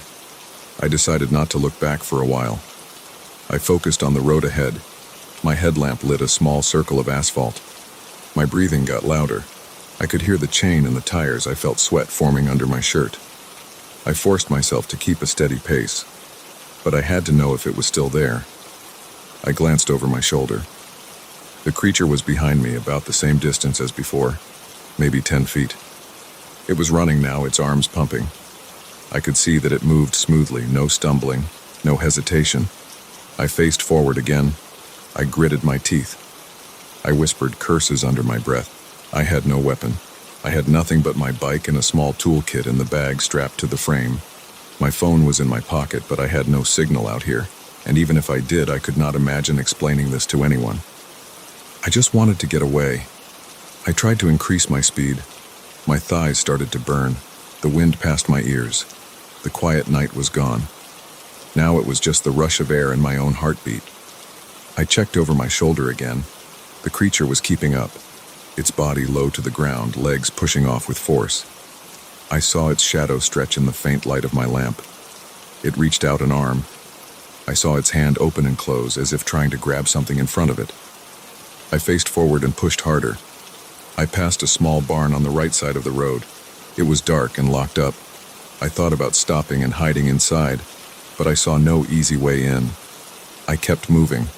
The creature stayed right behind me. I felt panic rise in my chest. My mouth was dry. My palms were sweaty. I tried to think of a way out. The road went straight for a while, then turned left near a row of trees. If I reached those trees, maybe I could lose it by leaving the road. But then I would be in the dark with no idea where to go. I decided to stay on the road for now. As I approached the curve, I tried to swerve suddenly to the left to see if I could break its rhythm. I pulled the handlebars and leaned in. The bike responded quickly. I almost lost my balance, but corrected myself in time. I glanced back. The creature followed the turn without slowing down. It did not slip. It did not hesitate. It was on my trail like a trained predator. My chest tightened. I swallowed hard. I tried to keep my focus on the pavement, on my breathing, on the movement of my legs. Ahead, I saw a small wooden bridge that crossed a narrow creek. The creek's water was low that time of year. The bridge had no lights. It was just a few planks of wood with some rails. I thought about stopping in the middle of the bridge and kicking at the creature if it tried to reach me. But if it was strong, I would not stand a chance. I had no idea how strong it was. I had no idea what it wanted. I decided not to stop. I crossed the bridge. The boards creaked under my wheels. I heard nothing behind me but the sound of the creature's steps. I kept going. After the bridge, I saw a faint light in the distance. It might have been a farmhouse porch light. If I could get closer to it, maybe I could find someone to help me. Maybe the creature would back off if there were more people around. I tried to increase my speed again. My legs ached. My lungs hurt. I felt a cramp building in my side. I fought against it. I forced my legs to keep pumping. I listened to the chain clicking, the wheels spinning, the air rushing. I looked back. The creature was there, but now it seemed a few feet further away. I might have gained some distance. This encouraged me. I leaned forward, placing more weight on the handlebars, and pedaled harder. I ignored the cramp. I focused on that light ahead. I wanted to reach it. I wanted to feel safer. I wanted to get away from this thing on my heels. As I got closer to the light, I could see that it was not a porch. It was just an old street lamp near an abandoned gas station. The building had broken windows and boarded up doors. There would be no help there. Still, I had some light. I passed under the lamp and could see my surroundings better. Tall grass on both sides of the road. The gas station's cracked asphalt lot. Empty fuel pumps. The creature passed through the light too. I caught a glimpse of its face for the first time. Its eyes were dark and set deep in its head. Its mouth was slightly open. I could see what looked like sharp, uneven teeth. It made no sound. Its skin looked tough and dirty. I felt a wave of fear push through my chest. I breathed faster. I did not stop. I continued on. I was surprised that it had not made any noise or tried a different tactic. It just followed me, like it knew I would tire eventually. I tried not to think about that. I tried to stay focused on pedaling. Ahead, the road rose slightly, an incline. Not a big hill, but enough to slow me down. I had no choice. I had to go over it. I started climbing, standing up on the pedals, using my body weight to push down harder. My bike slowed. I could not maintain the same speed going uphill. My lungs burned. Sweat dripped into my eyes, making them sting. I blinked to clear my vision. I felt my heart thumping. I looked back. The creature was gaining. It closed the gap by a few feet. It reached out with its arms again, grabbing at the air. I could hear its breathing now, heavy and strained. It sounded eager. I panicked. I pushed my legs until they felt like they would give out. The bike crept up the incline, inch by inch. My mouth was open wide, sucking in air. I thought about dropping something behind me to slow it down. I reached back with one hand and fumbled with the small bag attached to my bike frame. I could not afford to lose balance. I tried to unzip it while riding. My hand shook. I gave up. It was too risky. I kept both hands on the bars and focused on the climb. When I reached the top of the incline, I forced the bike forward. The road flattened out and then dipped slightly, a small downhill stretch. This was my chance. If I could gain enough speed going down, maybe I could create a larger gap. I leaned forward and let gravity help me. The tires whirred. The air rushed past my ears. My shirt flapped against my body. The bike picked up speed. I risked one quick look back. The creature was following but seemed to struggle keeping up on the downhill. It was on foot after all. Its legs had to keep pace. I pushed as hard as I could, even though my legs screamed for rest. The gap grew. I saw it fall behind by a few more feet, then a few more. I tried not to get hopeful too soon. I knew it might still catch up. But for now I had an advantage. I saw another turn in the road ahead. More trees, less open space. If I could keep the distance, maybe I could slip out of its view. Maybe I could hide somewhere if I got far enough ahead. I would try that. As I reached the turn, I decided to go off the road. I spotted a narrow path into the trees. It looked like a dirt trail. I turned off my headlamp for a moment to avoid drawing attention, but that meant I could barely see anything. I slowed down, careful not to crash into a tree. My bike rattled over roots and rocks. I moved about 20 yards into the woods and stopped behind a thick trunk. I kept my bike close. I listened. The air smelled like damp leaves and dirt. I could hear my own breath. I tried to calm down and breathe through my nose. I tried not to cough or make any noise. I waited. My legs were shaking, my arms were tense. I looked back toward the road. I could see the faint glow of the night sky through the branches. No footsteps, no breathing, nothing. After a few seconds, I heard a rustling sound. I tensed up. I gripped my handlebars. I could not see the creature. I stayed still. The rustling continued for a moment and then stopped. I waited longer. Nothing. Maybe it had passed me by. Maybe it was still looking. I felt sweat dry on my neck. My shirt stuck to my back. I decided to wait a full minute, counting in my head. I breathed slowly. When I reached 60, I quietly turned my headlamp back on, shielding it with my hand to keep the beam low. I saw the dirt path ahead. I turned the bike around carefully and started to push it back the way I had come. I moved slowly, avoiding branches. When I reached the edge of the trees, I looked out at the road. It was empty. No movement. The creature was gone. I got back on my bike and pedaled quietly along the shoulder of the road. I kept my headlamp on low. I listened for footsteps or breathing. Nothing. I forced myself to stay calm. I kept going until I reached an intersection with a better lit road. I could see some distant headlights and a sign for a gas station that might still be open. I headed that way, staying alert, glancing back every few seconds. I did not see the creature again that night. I did not know what it was or why it followed me. I just wanted to get home and lock my door. I kept riding until I reached a more familiar part of town. I stopped outside a closed store to catch my breath. My legs hurt, my throat felt raw, and my heart was still beating fast. But I was away from that thing. I rested for a moment, then got back on my bike and continued home. I did not look back again. I did not hear any strange sounds. I kept going until I reached my driveway, got off my bike, and went inside. I locked the door and sat on the floor, trying to breathe normally. I stayed awake for hours, listening for anything outside. I heard nothing. It was quiet now. Just me inside my home, safe for the moment.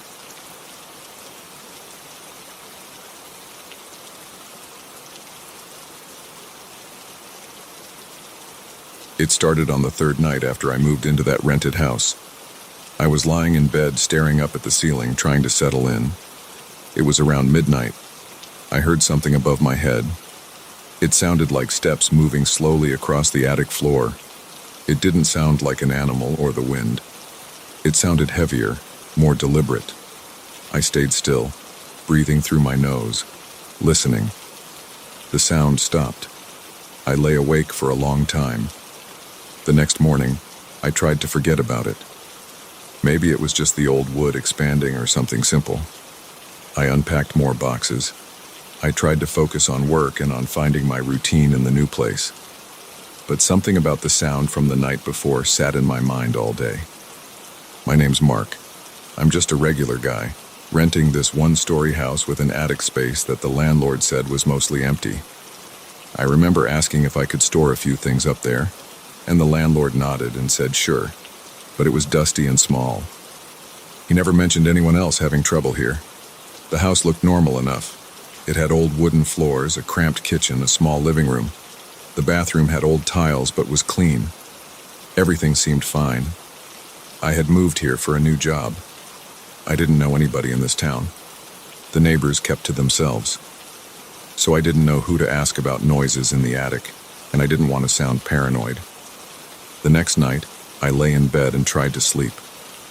After a few hours of tossing and turning, I heard it again. A kind of scraping sound, then something like a light footstep.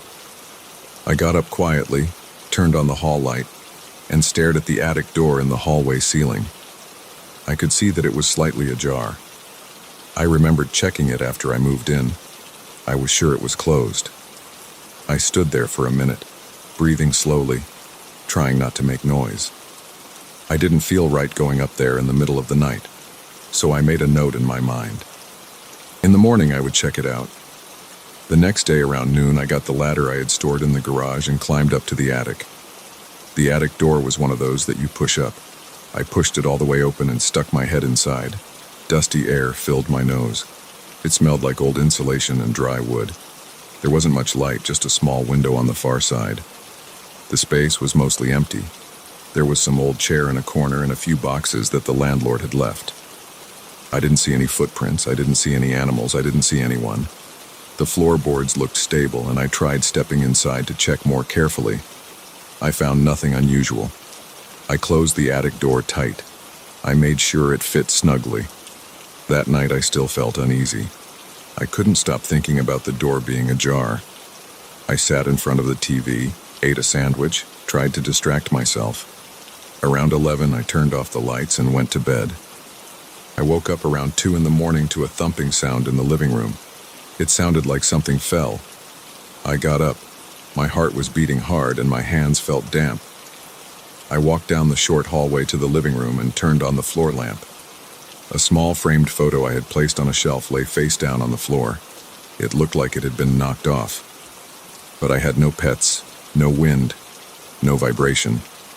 I picked it up and checked the shelf. Everything else was in place. I put it back.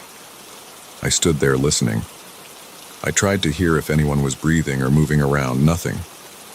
I went back to bed. Over the next few days, I started feeling watched. During the day, I tried to ignore it. I worked from home, sitting at my desk near the living room window. Sometimes, while typing, I felt a pressure on my back like eyes on me. I would turn around fast. Nothing. I would check the front door. It was locked. The windows were locked. Everything was normal. But I could sense something. At night, it got worse. Little noises in the kitchen. The cabinet door would be slightly open in the morning, even though I remembered closing it. My toothbrush would be on the sink counter, facing the opposite direction I had left it. I started doubting myself. Maybe I was just misremembering, but it felt too strange. Another night, I woke up to the sound of the TV turning on by itself. The glow of the screen lit up the hallway. I rushed out of bed and found the TV on, some random late-night show playing. I grabbed the remote and turned it off. I was shaking. I stood there in my underwear looking around, trying to see if someone had broken in. I walked through every room, checking closets under the bed behind the couch. There was no one. I didn't sleep well that night. My chest felt tight, and every little sound made me jump. A few nights later, I heard a loud clattering noise in the kitchen. I ran there and turned on the light. A pot and a pan had fallen to the floor. I remembered stacking them carefully after washing the dishes. They weren't balanced precariously. I couldn't understand how they ended up on the ground. I picked them up. The kitchen felt colder than the rest of the house. I checked the windows and the back door. Everything was locked. I started feeling a constant tension in my stomach. I tried talking to the landlord. I told him I heard noises in the attic and strange occurrences. He sounded tired on the phone and said he never had problems before. He didn't dismiss me, but he said maybe I should set some traps in the attic or call a pest control company. I tried that. I called a pest guy. He came in the afternoon, climbed up into the attic, said he saw no droppings, no signs of rodents. He left me a card and told me to call if I heard anything else. I felt foolish and alone with this problem. At night, the feeling of being watched got stronger. I sat in the living room, the TV on mute. I didn't want to draw attention, but I also didn't want total silence. I stared at the attic door in the hallway. It was closed. I got up slowly and pulled on the string to open it. I climbed the ladder with a flashlight. I scanned the attic. Nothing. Just dust and silence. I left it open that night just to see if something would move. I lay in bed staring at the ceiling, waiting. Around 2 a.m, I heard a muffled bang. I got up and checked the attic. The door was still open and nothing had changed. I turned around and saw that my bedroom door, which I had left half open, was now fully closed. The window was shut, so no draft. I felt my throat tighten. I opened the bedroom door, looked around. Nothing. I decided to buy a small camera and set it up in the living room to record at night. I figured I could at least see if something was happening while I slept. I set it on a shelf opposite the couch and aimed it at the hallway that led to the attic door in the bedroom.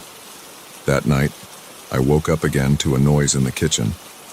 I rushed to the living room first, grabbed the camera, and checked that it was still recording.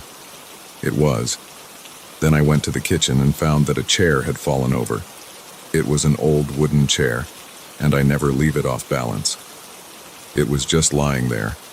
I stood it up and went back to bed, feeling sweat on my forehead, my chest heavy. In the morning, I connected the camera to my laptop and reviewed the footage. For the first hour or so, nothing. Just me turning off the lights and going to bed. Then, around 1:30 a.m., the camera's view caught a flicker in the hallway. The attic door was visible at the edge of the frame. I saw it. The door seemed to move slightly, as if something pushed it from inside. But it didn't open all the way. Then the camera froze for a second, or maybe it was just a glitch. After a moment, I saw the attic door again, but it looked still.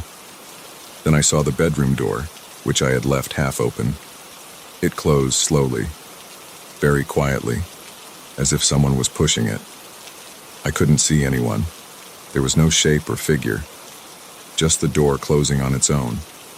Then the camera shook a bit, like something touched it. and the footage ended abruptly. It was corrupted after that. I sat there looking at the partial video, my hands sweating on the keyboard. I decided to leave the house for a few hours. I went to a coffee shop, stared at my phone, and tried to think of a solution. I considered calling the police, but what would I say? That doors were moving on their own?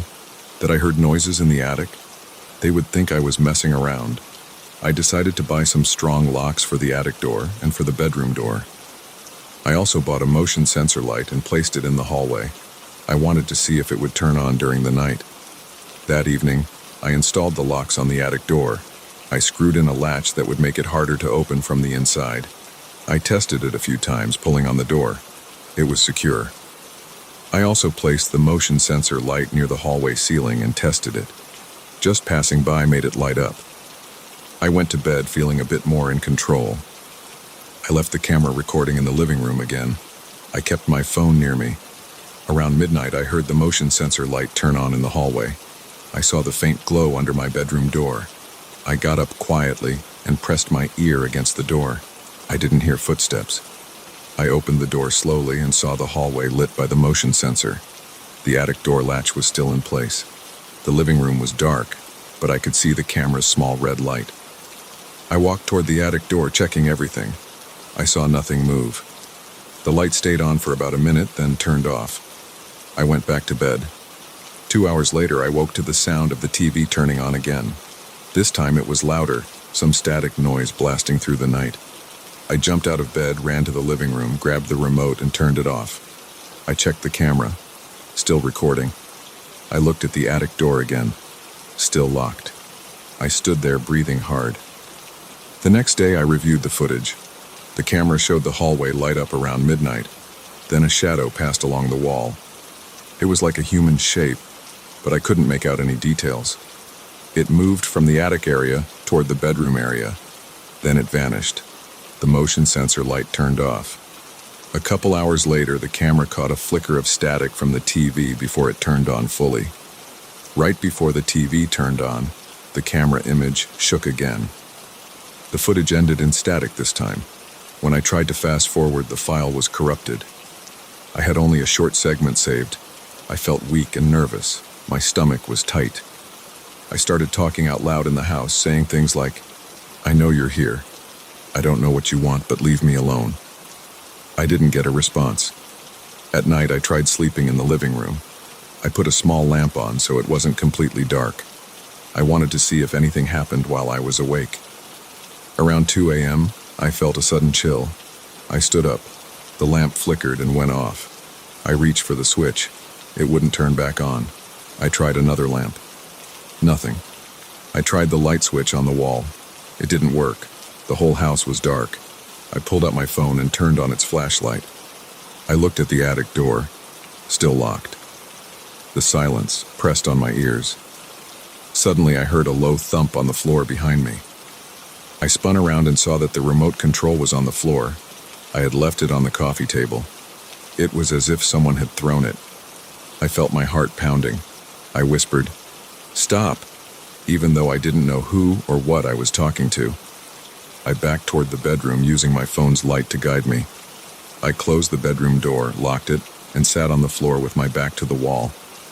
I stayed like that until dawn, dozing off a few times, jumping at every creak of the wood. When the sun came up, I tested the lights again. They worked fine. I went outside, got some fresh air, and sat on the porch steps. I didn't want to stay in that house. I thought about breaking the lease and leaving. I didn't have solid proof of anything, just strange recordings and personal experiences. But I knew I wasn't imagining it. I couldn't ignore the doors closing, the TV turning on, the objects moving on their own. Something was wrong with that attic, that hallway, that entire place. I went back inside, packed some clothes, and decided to sleep at a motel for a few nights. Before leaving, I checked the attic one last time. I climbed the ladder, pointed a flashlight around. Still empty. Dusty. Quiet. I closed it, locked it, and left the house. I didn't care about the rent or my belongings anymore. I just wanted to get away from that feeling of eyes on my back and that constant noise at night. At the motel, I finally relaxed. It was quiet. No strange sounds. I slept through the night without interruption. In the morning, I checked my phone. No messages from the landlord. I thought about calling him again, telling him I couldn't stay there anymore. I decided to do just that. He sighed and said he understood. He said he would come by and check the attic himself. I wished him luck and told him I'd come back for my stuff in a few days. He said that was fine. I hung up and just sat there, feeling the tension slowly leave my shoulders. I didn't know what was in that house, but I knew I wasn't going back to live in it. I could handle finding a new place. I didn't need proof or an explanation. I just needed to feel safe again. I knew I would never forget the nights in that house, the feeling of being watched, the doors closing by themselves, and the way the attic door had been opened that first time. That was enough for me.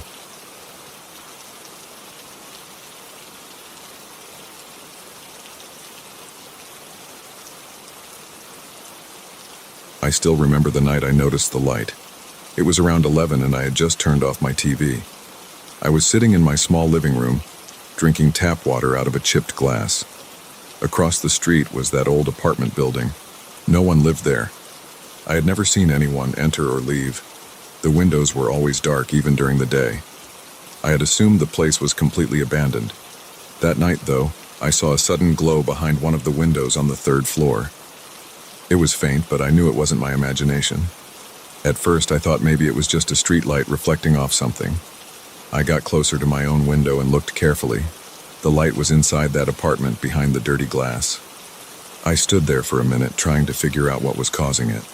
The next night I looked again. I was curious. The building was directly across from my window, maybe 20 yards away. My apartment was on the second floor. That old place looked like it hadn't been maintained for years. The paint on the facade was peeling. The window frames were cracked. Some windows were covered with cardboard or plywood. Nobody had bothered to renovate it. I hadn't cared much before, but after seeing that light, I started paying attention. That second night, I saw nothing unusual. It was just dark and quiet. The street was empty except for a few parked cars and a dim streetlight near the corner. On the third night, I noticed something new. There was a slight flicker behind a different window on the same floor. It turned on and off a few times. I walked from my living room window to my bedroom window, trying to get a better angle. The room was small, and my curtains were cheap and thin. I pressed my forehead against the glass. I could see a faint glow behind the dusty window across the street. I waited. I was calm but also confused. Who would be in there? Everyone knew that building was empty. It had been marked for demolition for a long time, but the city never got around to it. I had asked a neighbor once, and he said it was some kind of bureaucratic limbo. A few days passed. Each night I checked again. The pattern was unpredictable. Sometimes there was a light in one window. Other times there was nothing. One night I decided to watch for longer. I turned off the lights in my own place. I sat down on a wooden chair in front of the window. The chair creaked under my weight. I made sure not to make any noise. I tried not to move much, just to observe. About an hour passed. I was about to give up when I saw a clear, steady light in the same window as the first time. It stayed on for maybe a minute. Then, as I stared, I saw a figure appear. It looked like a person standing near the window, backlit by that soft glow. I couldn't see any features, just a dark shape. My heart started pounding. I felt a slight pressure in my chest. My hands gripped the sides of the chair. I didn't know what to do. I just kept looking, squinting to see if the figure would move. Suddenly, it raised an arm. It waved. It was a clear gesture. A wave directed toward me as if it knew I was watching. My stomach tightened. I felt a chill on my neck. I leaned back, not sure if I should stay or duck down, but I didn't want to lose sight of it. I stayed there watching, and the figure stayed too, arm raised, fingers spread out. At least I assumed there were fingers. It looked like a human silhouette. I couldn't see any face. After a few seconds, the light flickered and turned off. The figure disappeared into darkness. I was left staring at a blank window again. I couldn't sleep well that night. I lay in bed, thinking about what I had seen. I tried to tell myself it was some squatter or a homeless person who got in. Maybe someone looking for a place to hide. But why would they wave at me? And how did they know I was watching? My window wasn't that obvious. I decided the next day I would try to find some information. I asked the building manager of my own place if he knew anything about that old structure. He just shrugged and said nobody was allowed inside. He told me it was sealed off. I thought about calling the police, but what would I say? I saw a light and someone waved at me in an abandoned building. They would probably think I was drunk or bored. That evening I stood at my window again. I turned off my lamp to make myself less visible. I looked across the street and waited. I heard a distant car alarm somewhere in the neighborhood. A couple of people passed by on the sidewalk below, but otherwise it was quiet. About an hour into my watching, I saw a faint glow again. This time I decided to try something. I raised my own arm and waved. I felt stupid doing it, but I wanted to see what would happen. The light stayed on, and after a moment the figure appeared again. It stepped closer to the window. It raised its arm and waved back at me. My heart was beating faster. I could feel my pulse in my neck. The hair on my arm stood up. I stood there with my arm raised, not knowing what else to do. I lowered my arm and took a step back. The figure remained at the window for a few more seconds, then moved away. The light flickered and went off again. I stood there, breathing heavily. My apartment felt cold, even though the heater was on.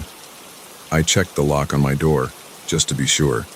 I sat on my couch and tried to understand this. If someone was inside that abandoned building, how did they get power for a light? Maybe they had a battery-powered lamp. Maybe they snuck in through a side door.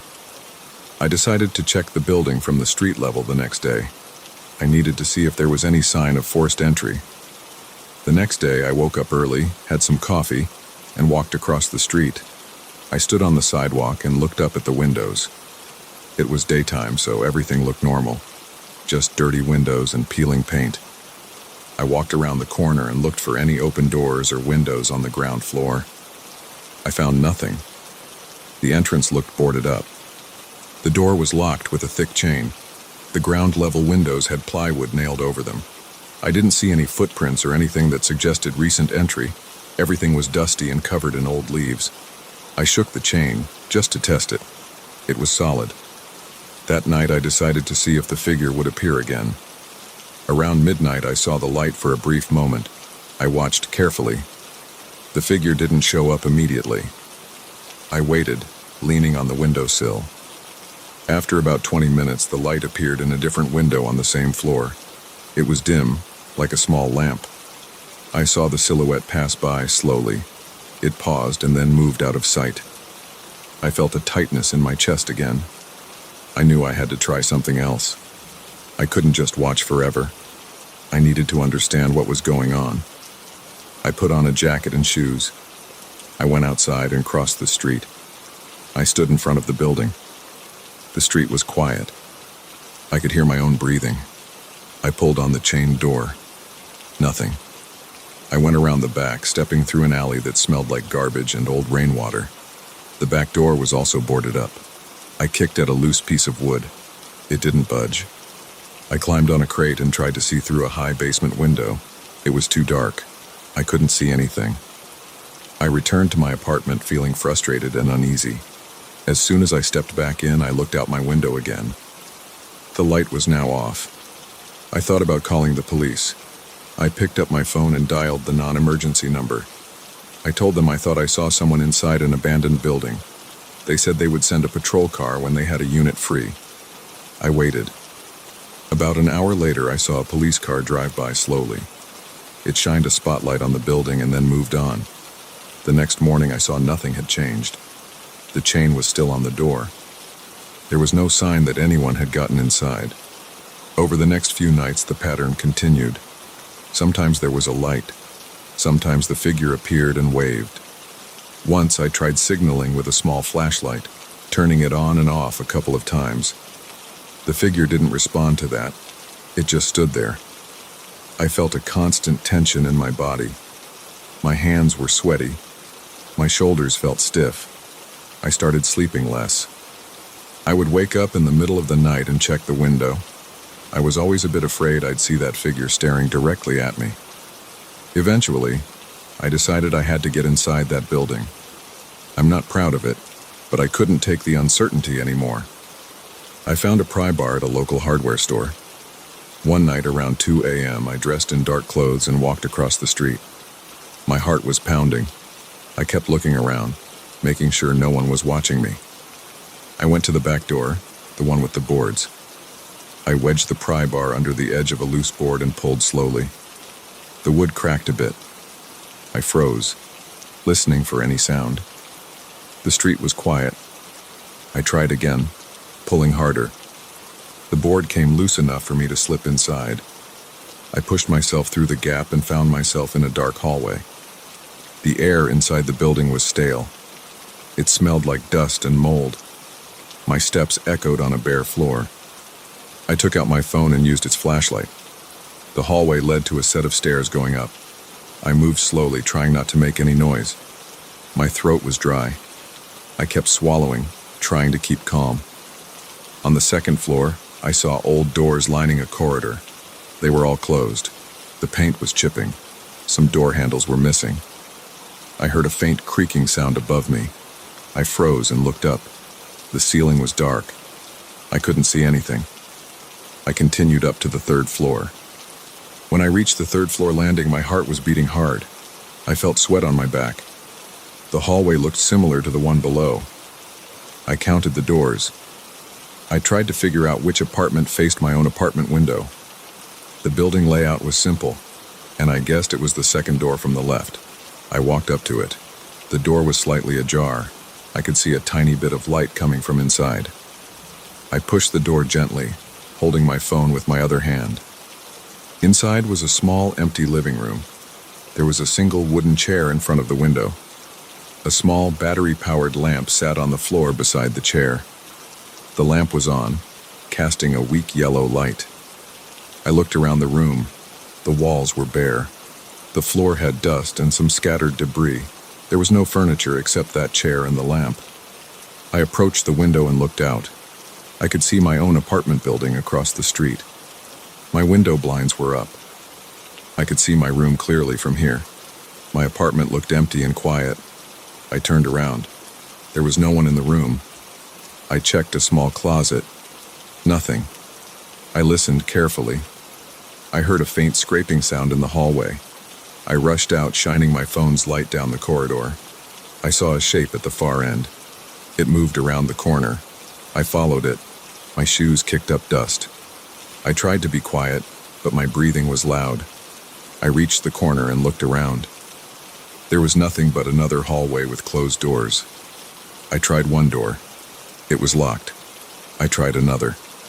It opened into a bare room with nothing inside. I stepped back into the hallway. Then I heard a footstep behind me. I spun around. I saw a figure at the other end, near the staircase. It was dark, just a silhouette. I could hear my own breathing, fast and shallow. I didn't say anything. I didn't know what to say. The figure stepped back around the corner and out of sight. I wanted to call out, but I couldn't bring myself to speak. I walked towards the staircase, shining my light ahead. When I turned the corner, the staircase was empty. I stood there, feeling my heart pound.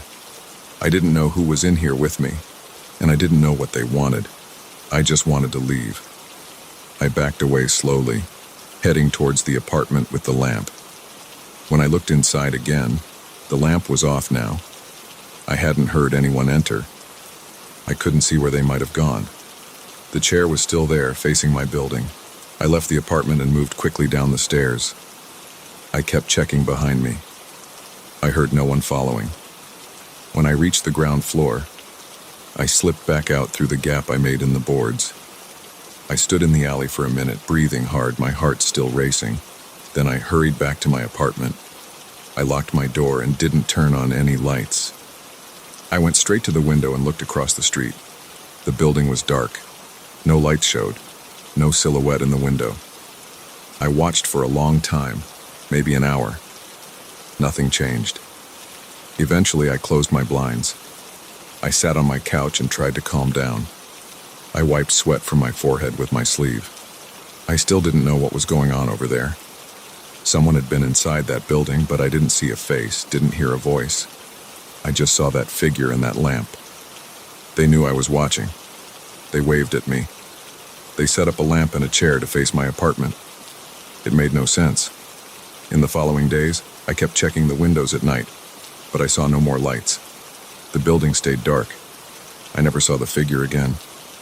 I thought about calling the police again, but what would I tell them now? That I broke in and saw someone who disappeared? I decided to let it go. I started closing my blinds early in the evening. I stopped staring out my window at night. I tried not to think about that place anymore. I never found out who it was or what they wanted. The building is still there, empty and boarded up. I don't look at it much. It's easier that way. But sometimes, when I'm about to fall asleep, I think about that night. I can still feel the tension in my arms and chest. I can still see the shape waving at me. I can still smell the dust and mold inside those halls. I'm just glad I got out of there without any trouble. I keep my distance now, that's all I can do.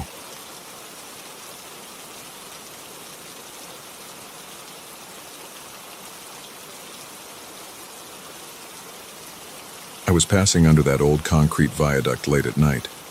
The area smelled like damp stones and stale air. The walls were covered with chipped paint and random graffiti. There was a faint hum of distant traffic. The light was poor. A few weak bulbs spaced far apart cast uneven shadows across the ground. The pavement felt slightly gritty under my shoes, like tiny bits of glass or sand. The air was still. My jacket felt heavy on my shoulders, and my bag strap pulled at my neck. I was just trying to get home. I wanted to cross that viaduct and reach a better lit street a few blocks away. As I walked, I heard footsteps behind me. They weren't loud, just soft impacts on the concrete floor. I turned my head a bit to see if anyone was following me, but the angle was awkward and the light behind me was poor. I couldn't make out anything definite. I tried to pretend I didn't notice. I picked up my pace a little, letting my footsteps fall harder, hoping that whoever was behind me would stay back or maybe give some indication of who they were. The footsteps behind me also seemed to speed up. It was like some strange echo, except I knew it wasn't an echo. It sounded like actual footsteps belonging to someone who matched my rhythm. I felt my chest getting tight. My breathing turned shallow. I didn't want to start running. I had no reason to panic yet. Plenty of people use that viaduct as a shortcut. Maybe it was just someone who happened to be going the same way. But it felt wrong. I risked a glance over my shoulder. In the weak light, I thought I saw a figure. Tall, maybe wearing dark clothes, not moving close enough for me to see any details. Just a shape at the edge of the darkness. I decided to move faster, not a sprint, but a quick walk. My legs felt stiff. My back felt tense. I could hear my own breathing louder in my ears. The footsteps behind me sped up as well. They stayed at a constant distance. Not too far behind, not closing in too fast, just maintaining the gap. I tried to stay calm. I focused on the end of the viaduct. I could see the lighter area outside, a pale glow from a streetlight beyond the exit. I thought if I could just reach the open space, this person might back off, or at least I could see them clearly. My arm holding the bag strap started to ache. My teeth were clenched. I felt a faint trembling in my hands. The sound of those footsteps didn't stop. They matched me step for step. Every time I increased my speed, they did the same. I started sweating, even though the air was cool.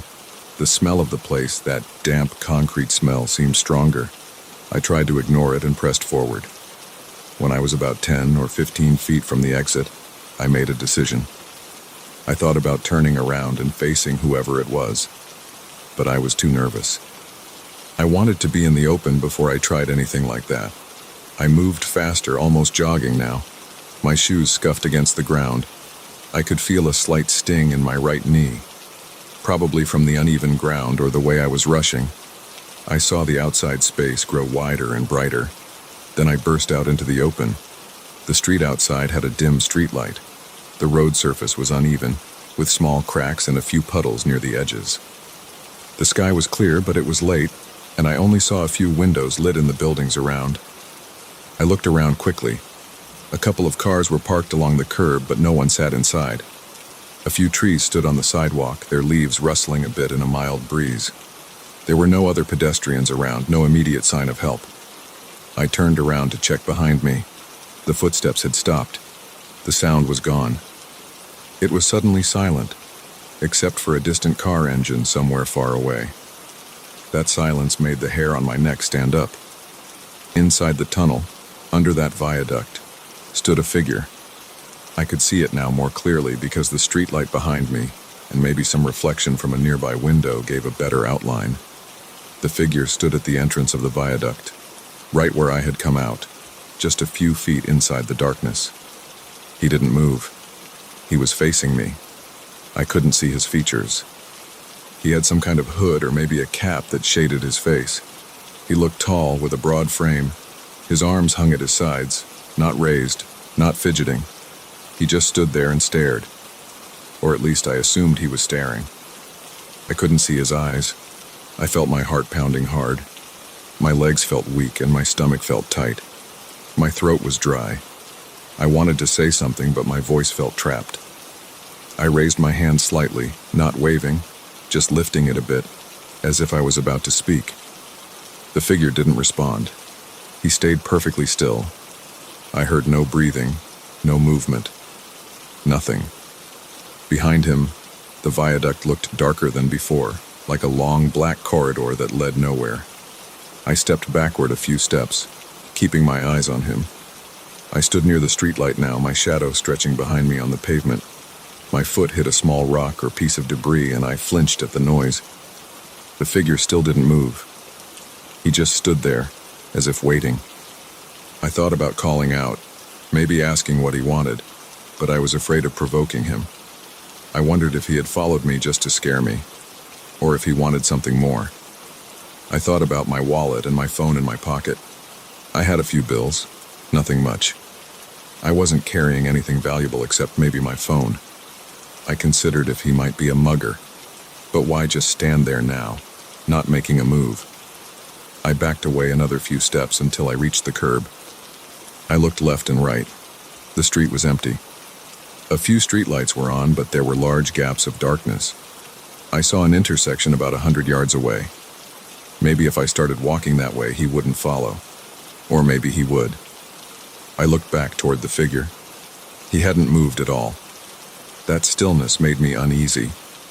A normal person would say something, do something, maybe act annoyed or walk away. But he did nothing. My arms felt heavy and a little numb. My fingers tingled. I tried to steady my breathing. I took a step to the side, moving out of the direct line of the viaduct. The figure shifted slightly.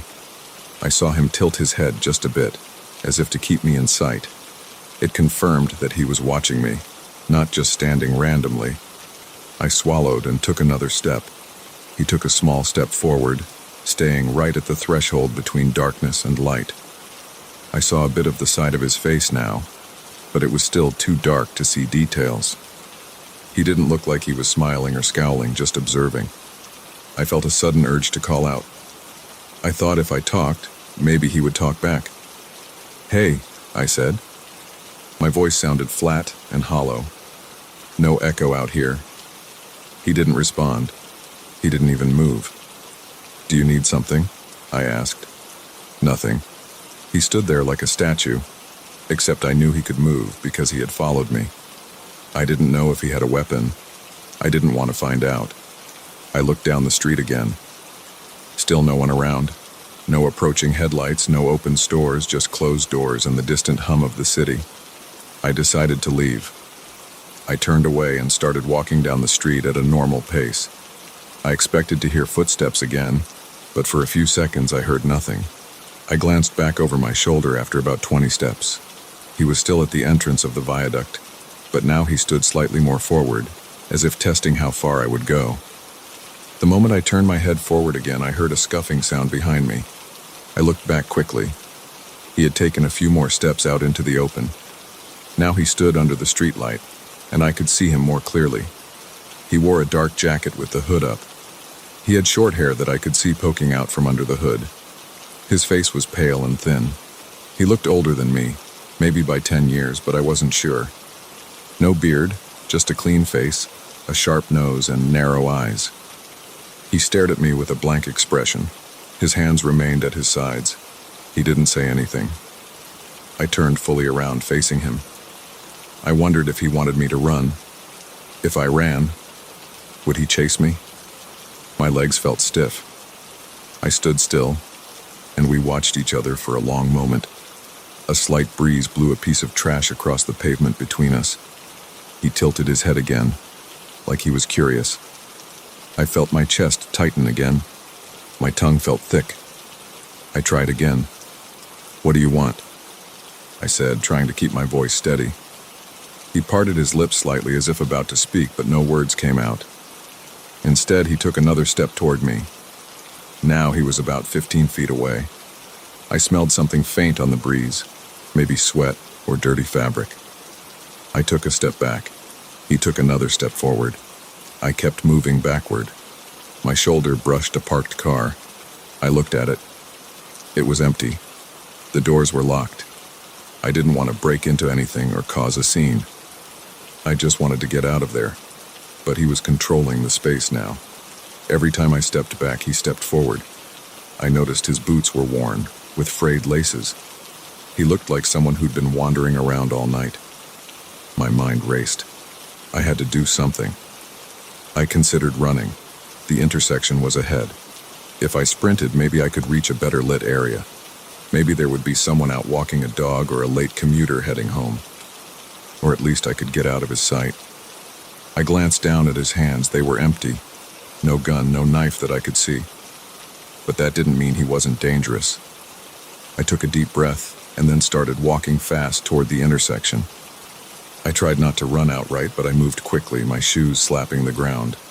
I heard him behind me. Now his footsteps were back, matching my pace again.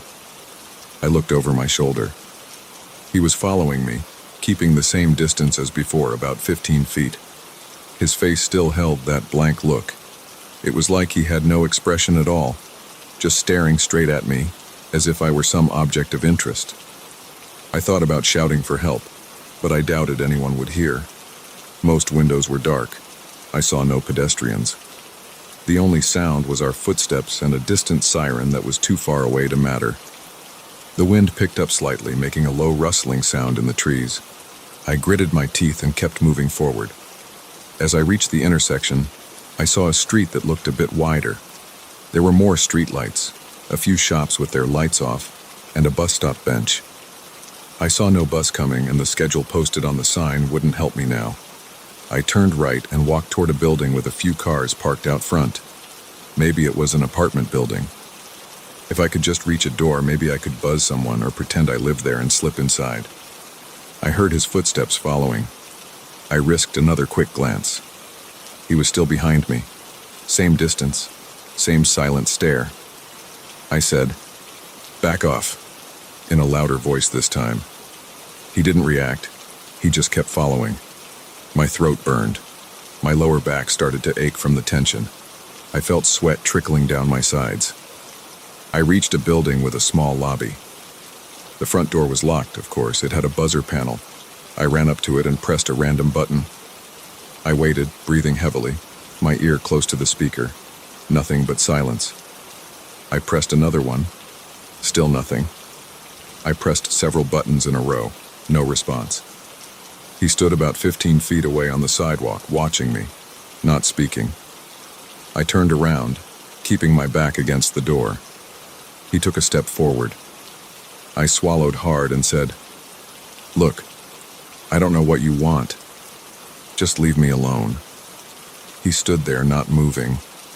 I realized he could close that distance anytime he wanted. I realized I had no plan. I couldn't stay trapped here. I looked to my left and right. There was a small alley beside the building. If I tried that, would he follow me in there? I didn't like the idea of going into a smaller space with him behind me. I looked across the street. There was a fence, and beyond that, a parking lot with a few cars. No one around. No sound of voices. No sound of help. I decided to keep moving. I left the building's door and continued along the sidewalk. He followed, always the same distance. I wondered if he would ever speak, or if I would ever get rid of him. My heart was still pounding. I tried to keep my breathing steady. I passed under another streetlight. I noticed that his shadow stretched on the ground behind him. He was definitely real, definitely a person, not some trick of the light. His boots scraped the pavement as he walked. After several blocks, we reached a corner with a convenience store. The store's lights were off, but there might be a back entrance or something. I approached it. The door was locked. I pulled on it anyway, rattling it, hoping maybe someone inside would hear. Nothing. I looked back. He stood a few steps away, not getting any closer than before, just waiting. I felt my legs shaking. My mouth was dry. I considered speaking again, but it felt pointless. He hadn't responded before. I walked around the building, sticking close to the wall. He followed. On the other side of the building, I found a narrow walkway leading to another street. This one had slightly better lighting. I saw a sign for a laundromat about half a block away. If the laundromat was open, maybe I could find people inside. I hurried toward it. The footsteps behind me continued at the same pace. As I approached the laundromat, I saw the lights were on. I saw movement inside through the big glass windows. My chest loosened a bit. I reached the door and pulled it open. Warm air hit my face. I smelled detergent and fabric softener.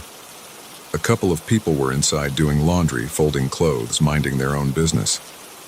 I stepped inside, letting the door close behind me. I took a quick look outside through the glass. The figure stopped outside on the sidewalk, just beyond the glow of the laundromat's fluorescent lights. He didn't come inside. He stood there, looking at me through the glass for a moment. I stayed near the door, breathing heavily, trying to calm down. He stared for a few seconds, then he stepped back into the darkness. I watched him go until I couldn't see him anymore. I waited, heart still pounding, until I felt safe enough to move away from the door. I didn't know where he went. I just knew he wasn't there right now. I stayed in that laundromat for a while, sitting on a plastic chair, catching my breath, my hands still shaking a bit. I felt sweat drying on my forehead. The people inside barely glanced at me. I didn't tell them what happened. I didn't know how to explain it without sounding strange. After some time, I thought about leaving, maybe taking a different route home, staying on main streets, well-lit areas, anywhere but under a dark viaduct. I didn't know who that figure was or what he wanted, but I felt relieved that I'd gotten away from him. I stood up, adjusted my bag strap, and stepped outside again, looking both ways before I moved. He was gone.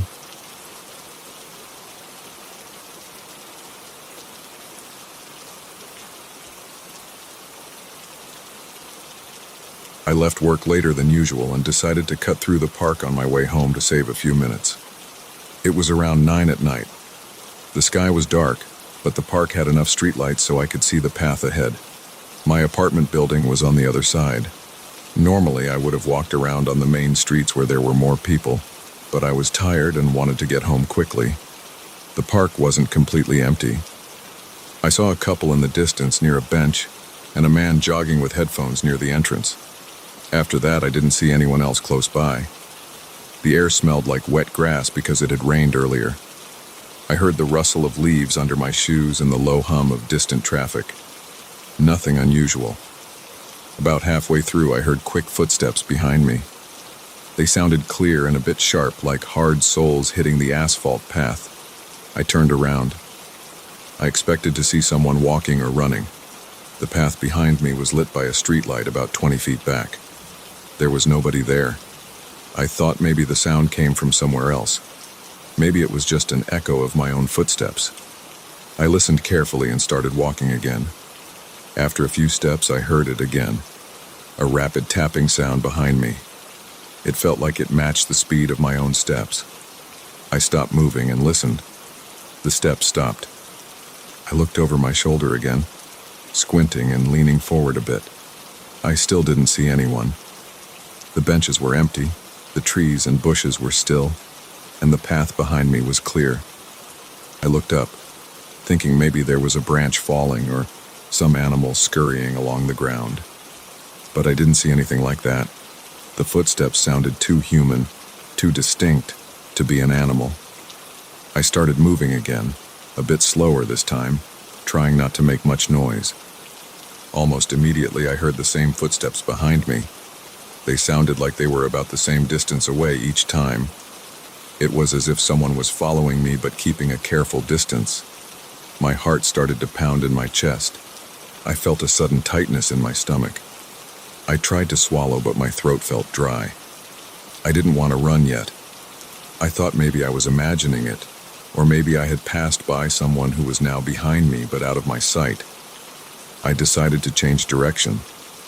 Instead of following the main path, I took a left turn onto a smaller path that curved around a group of tall bushes. As I turned, I listened for those footsteps. They changed direction too. The sound followed my turn. Now I was sure something was off. I stopped again. No footsteps. I took a single step forward. One step sounded behind me. I stopped. The steps stopped. I took 2 steps. 2 steps sounded behind me. I spun around quickly, walking backward. The path behind me was lit by a lamp, and I could see the ground and the space between the benches and trees. Nothing. No one. I felt my breathing get heavier. I could feel a slight sweat forming on my forehead and on my palms. I wiped my hands on my pants and tried to calm down. I decided to try something else. I stepped onto the grass beside the path, hoping the footsteps wouldn't follow on the grass if they were just an echo. I took 3 steps on the grass, moving slowly. I heard 3 clear steps behind me, still sounding like hard shoes on asphalt even though I was no longer walking on the asphalt path. I glanced down at my own shoes. I was wearing sneakers with soft soles, not hard shoes. The sound didn't match my own footsteps at all. I wasn't making that sound. Something else was. My mind raced. I considered calling out, asking who was there, but I didn't want to show fear. Instead, I pulled out my phone. I tapped the screen to check my signal. It was weak, but I had 1 or 2 bars. I thought about calling someone, maybe a friend who lived nearby, but I didn't want to stand still. The idea of standing still in the dark, in the middle of the park, made me feel vulnerable. I kept walking, turning left and right, trying to confuse whoever was behind me. The footsteps always matched my movement. I walked faster. The footsteps also sped up. I slowed down, and they slowed down. I tried a sudden jump forward to catch whoever it was off guard. I jumped forward 3 steps and spun around quickly, hoping to see them move into the light. There was no one. The path was empty. The grass was empty. The benches were empty. I looked up at the trees. The branches swayed a little from a light breeze, but there was no one hiding there. I felt a chill run through my arms and up my neck. My mouth felt dry. I tried to clear my throat, but it just made a raspy sound. My legs felt tense. I flexed my hands, trying to control my breathing. I took a deep breath and decided to do something more direct. I spoke loudly. "Hey, I know you're there." My voice sounded shaky to me. I waited. No response. No footsteps at that moment because I was standing still. Just silence. The couple I had seen earlier was too far away by now. The jogger was gone. I didn't see anyone else. I tried to think of a reason for these noises. Maybe it was some kind of prank. Maybe there were hidden speakers. Maybe someone was messing with me. But that idea didn't make sense. The footsteps responded to my every movement. If I stepped twice, they stepped twice. If I paused, they paused. Whoever or whatever it was reacting instantly to me. That kind of prank would be complicated. My hand holding the phone was shaking a bit. I pressed the side of the phone against my leg to steady it. I decided to leave the park as soon as possible. The exit I usually took was straight ahead and then to the right. It would take about 5 more minutes walking fast. I walked forward again, this time without stopping. The footsteps followed. They stayed behind me at the same distance. Every time I increased my pace, they matched it. Every time I slowed down, they slowed down. I tried to run a bit, not a full sprint, just a quick jog. I heard the footsteps jog behind me. They weren't heavy or soft. They were medium in volume, like normal footsteps, but I couldn't see anyone making them. I felt my chest tighten again. I looked to the sides for anyone who might be doing this. Maybe someone was mimicking my footsteps but staying hidden behind a tree or a bush. But to remain hidden so well, they would need to run from cover to cover. I would have seen movement. The park was not that dense. There were open spaces between the trees, and the bushes weren't tall enough to hide a person running. I reached a small wooden bridge that crossed over a narrow stream. I stopped at the start of the bridge and turned around again. Nothing. The path behind me was empty. I listened carefully. I stepped onto the wooden planks of the bridge. The footsteps sounded right behind me, also on wood. I turned quickly. Empty bridge. Empty path. I looked down through the gaps in the bridge. The stream was dark, but I could see the reflection of the lamps.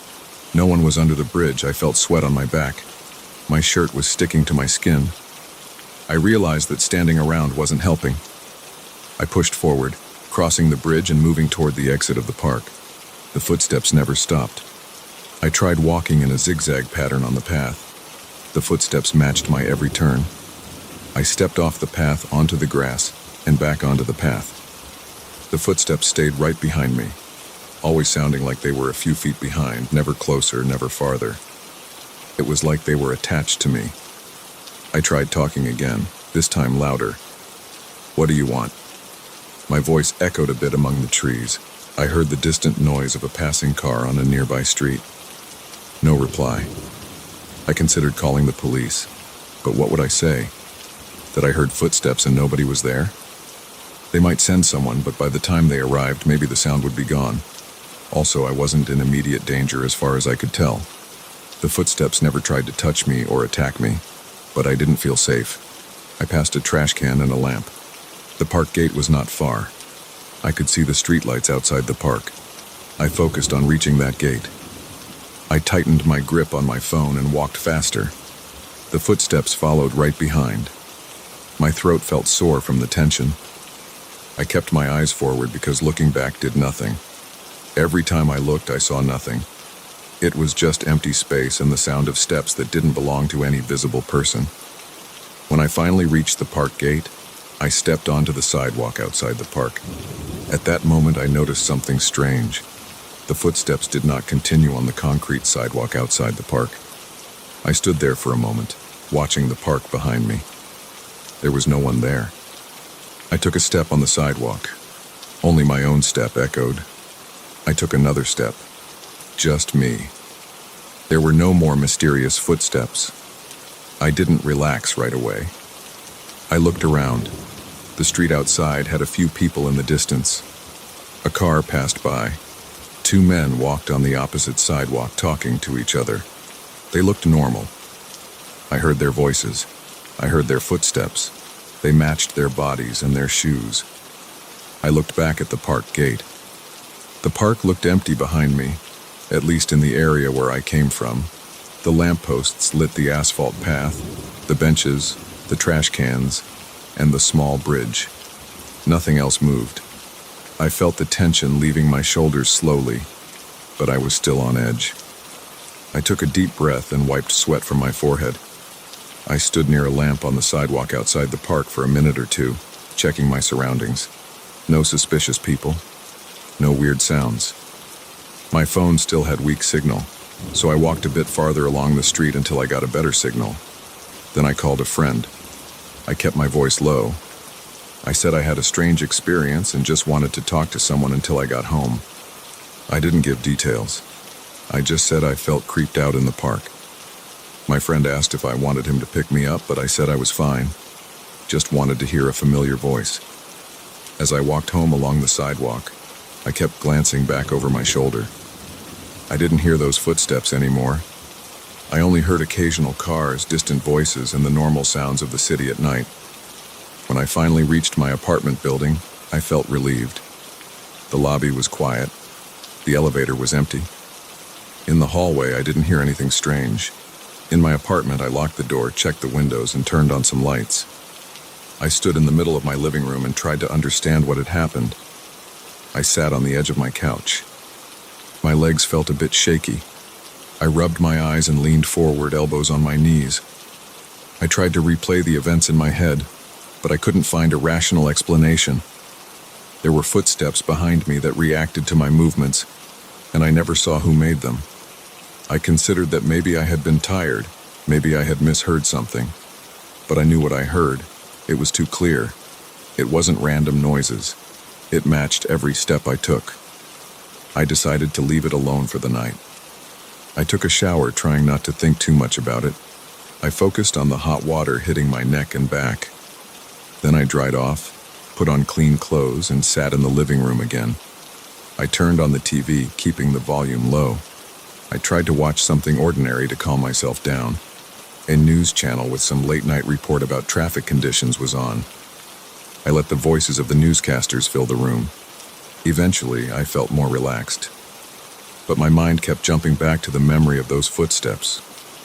I considered going back to the park the next day, maybe during daylight, to check if there was something unusual about the path or maybe a hidden speaker. But it was late, and I didn't want to deal with that right now.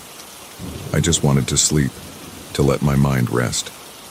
Before going to bed, I double-checked the front door and windows. Everything was locked. I turned off the lights and climbed into bed. I stared at the ceiling for a while. There were no strange sounds in my apartment, just the hum of the refrigerator in the kitchen and the distant muffled sounds of the city through the walls. I felt safe there. Still, I couldn't completely shake off the memory of walking through that park with those invisible footsteps behind me. I knew I would think about it again tomorrow. For now, I just wanted to lie down and rest. It had been a long day, and I needed to sleep.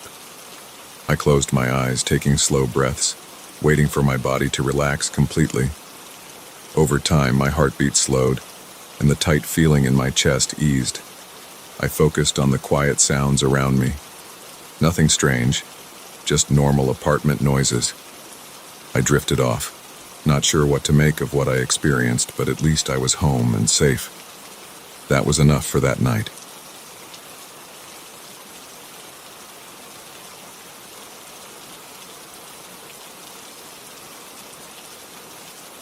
I woke up on a Monday morning and saw 3 missed calls on my phone. All of them came around 3 a.m. I had my phone on silent mode because I don't like being disturbed when I'm sleeping. I remember sitting up in bed and staring at the screen. My room was dark. I had the curtain closed. I could see a bit of light from the street lamp outside shining through a small gap in the fabric. I checked the caller ID, but it said, "Unknown number." I tried calling back, but there was no answer. I felt a slight irritation, but I didn't think much of it. It was just some spam call, I told myself, or maybe a wrong number. I got out of bed, took a quick shower, and got dressed. I prepared some coffee in the kitchen and drank it in silence. My apartment was small and quiet. I had a bedroom, a living room connected to a tiny kitchen and a bathroom. Nothing special. After my coffee, I left for work. I work in a small office in town handling data entry and some customer service stuff. It's not an exciting job, but it pays the bills. All day I didn't think about the call much. When I came home that night, I ate something simple, watched some TV, and went to bed around midnight. The next morning, Tuesday, I woke up again to missed calls. 2 missed calls at 3 a.m. Again, the same unknown number. Now I felt a little uneasy. It was odd. 2 nights in a row, always at 3 a.m. I checked the time on my phone's log. The calls were only a few seconds apart. I tried calling back again, but there was no answer. There was no voicemail either. I tried to ignore it, but during the day at work, I kept thinking about it. Why would someone call me at 3 a.m. and not say anything? I considered blocking unknown numbers, but I also felt curious. Maybe someone I know got a new phone. But who would do that in the middle of the night? That night I made sure my phone's ringer was on but low. I wanted to see if I would wake up during the call. I went to bed around 11. My sleep was normal until I rolled over and checked my phone in the morning. Once again, I had a missed call at 3 a.m., just one this time. My ringer was on, but I slept right through it. That bothered me. I'm not a heavy sleeper. Usually, if the phone rings, I hear it. But I didn't hear a thing. The call history said the call lasted a few seconds before ending. Unknown number, 3 a.m. exactly. On Thursday night, I decided to stay awake until 3 a.m. I wanted to see what would happen if I picked up. I drank coffee around midnight and turned on the TV. I sat on the couch with my phone next to me on the coffee table. I watched some boring late-night shows, keeping the volume low. Around 2:50 a.m., I started feeling nervous. I stared at my phone screen, waiting for something to happen. My heart was beating a bit faster than normal. I didn't like the feeling. It reminded me of waiting for a test result, or waiting for someone you don't want to see. Then, at 3 a.m. on the dot, my phone rang.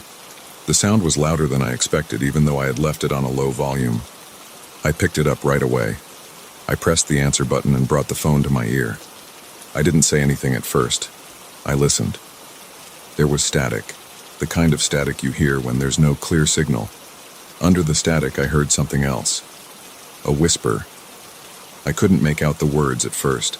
I said, "Hello?" into the phone. The whisper paused. Then I heard it more clearly. "I can see you."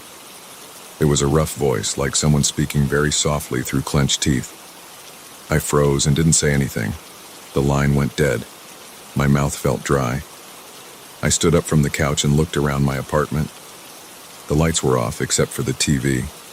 I rushed to the window and looked outside. The street was empty. There was no one at the bus stop across the street. No cars parked nearby that looked suspicious. I closed the curtain and made sure the door was locked. I felt my heart pounding. I tried to think logically. Maybe it was some kind of prank. Maybe a friend trying to scare me. But I don't have many friends, and none of them would do this. Also, the voice sounded unfamiliar. It wasn't a recorded message. It reacted to me when I said, "Hello." I tried to go to sleep, but I kept thinking about the call. In the morning, I felt tired and shaky. I considered ignoring it, but I knew I wouldn't feel right until I did something. At work, I used my break to call my phone carrier. I asked if they could trace the call. The operator said that without an official request from the authorities, they couldn't do much. They recommended blocking unknown calls. I hung up feeling frustrated. That evening, I put my phone on silent and tried to sleep. I wanted to forget about it, but deep down, I knew it wouldn't end. At 3 a.m., I woke up in a panic. My phone was vibrating on the bedside table. I didn't pick it up this time. I just stared at it until it stopped. I waited a minute and then checked. Unknown number. I breathed fast and wiped sweat off my forehead. I tried to go back to sleep, but I couldn't. Every time I closed my eyes, I imagined someone standing outside my window whispering into a phone. The next day, I decided to do something else. I tried changing my phone number. I contacted the carrier, and after some hassle, got a new number. I told myself that would fix it. It's just a number. If someone doesn't have it, they can't call me, right? I went to bed relieved. But at 3 a.m., I woke up to my phone ringing again. Unknown number. I answered, feeling anger in my chest. "Who the hell is this?" I whispered into the phone. Static, then the same whisper. "I can see you." I cursed and hung up. I tried to call back. Nothing. The number was hidden. I stayed up until morning, pacing around my apartment, checking the locks, peeking through the peephole, looking through the blinds. I saw nothing unusual. The hallway was empty. The street was quiet. I started feeling nervous in my own home. At night, I turned on more lights. I slept with the TV on for background noise. I checked every corner of my apartment before going to bed. I looked under the bed, behind the couch, inside the closet. I found nothing strange. Still, the calls kept coming. Every night at 3 a.m., the same unknown number. If I answered, I heard static and the whisper saying, "I can see you." If I didn't answer, the call ended after a few rings. After a week of this, I felt exhausted. My eyes had dark circles under them. I jumped at small sounds like the refrigerator humming or the pipes creaking. I tried calling the police. They asked if I had received threats. I told them about the calls. They said since there was no direct threat besides, "I can see you," and no sign of a crime. They couldn't do much.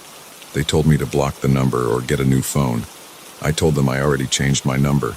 They said maybe someone hacked my phone. They didn't seem interested. I bought a new phone. A different brand, a different carrier, a different SIM card. I gave the new number only to my boss and my mother. I told no one else. I did everything I could think of to ensure nobody had this new number. I went to bed that night feeling a tiny bit hopeful. Maybe the calls would stop. But at 3 a.m. the phone rang. I answered right away. "What do you want?" "Static, then. I can see you." I felt a jolt in my chest. I got up, opened the door, and stepped into the hallway of my apartment building. The lights were dim and flickering. I walked down the hall, trying to listen for any sound.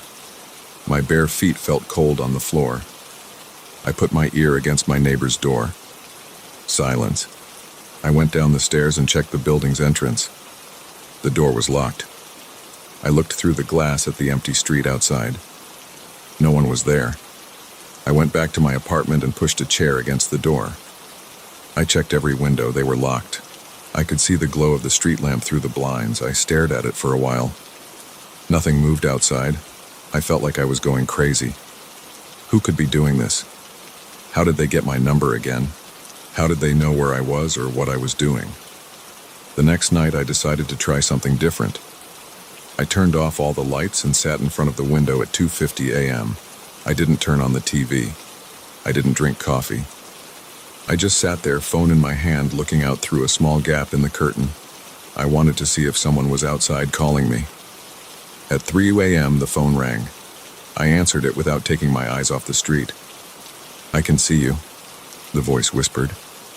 I looked carefully at everything outside. The sidewalk was empty. No parked cars. No movement at all. I felt my hands shaking. I gripped the phone tightly. I said, "Where are you?" Silence, then static. The call ended. I kept watching. Nothing changed outside. I waited for an hour, just staring. No one appeared. I finally gave up and went to bed. My head was pounding, and my stomach felt uneasy. The following night, I tried recording the call. I set up my old phone to record the audio through its microphone. At 3 a.m. the call came. I answered and placed it on speaker. Static, then the whisper, "I can see you." I stayed silent. I tried to keep the call going by not hanging up. I said, "What do you want?" No response. The whisper didn't repeat itself. The static continued for a few seconds, then the call ended. I stopped the recording and played it back. The static was there. The whisper was there. I couldn't identify the voice. I tried showing it to a coworker the next day, asking if they recognized the voice. They just said it sounded like someone messing with me. That didn't help. My apartment started to feel uncomfortable. I put more locks on my door. I sealed the windows with thicker curtains. I started sleeping with a kitchen knife on my bedside table. I left the TV on all night for noise. The call still came at 3 a.m. I thought about going to a hotel, but I realized it wouldn't help. The caller had my number. They would call wherever I went. I tried turning my phone off before 3 a.m. When I turned it on in the morning, I had no missed calls. But the next night when I turned it off, the same happened. No missed calls. I started sleeping with my phone off, thinking maybe this would give me some peace. But that only gave me temporary relief. I knew the moment I turned it back on, the calls could start again. After a couple of days, I started leaving my phone off all night and turning it on late in the morning. I tried to relax. I tried to pretend nothing was happening. But I noticed something strange. One night, around 2:30 a.m., I woke up to use the bathroom. As I passed my living room window, I thought I saw a shape outside on the sidewalk. I stepped closer and looked through a tiny gap in the curtain. It was dark, but I saw a figure standing near the lamppost. I couldn't see any details, just the outline of a person. I froze and watched. The figure stood still for a minute, then walked away down the street. I waited a few minutes, then went to check the street from another window. It was empty again. I tried to tell myself it was just a random person walking home late at night, but it bothered me. The next morning, I turned on my phone. No missed calls. That night, I turned my phone off again. I couldn't bring myself to turn it on at 3 a.m. I was too scared. I just lay in bed listening for any sound outside. I heard nothing unusual, just the low hum of traffic in the distance. On the following night, I finally turned on my phone at 2:50 a.m. I wanted to face it again. I sat in my living room, all the lights off, peeking through the curtain. At 3 a.m., the phone rang. I answered. Static, then the whisper, "I can see you." I looked outside and saw no one. I said nothing. I held my breath.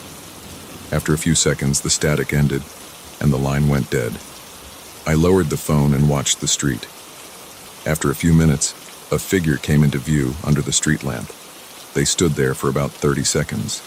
I couldn't see their face or clothing details. It was too dark.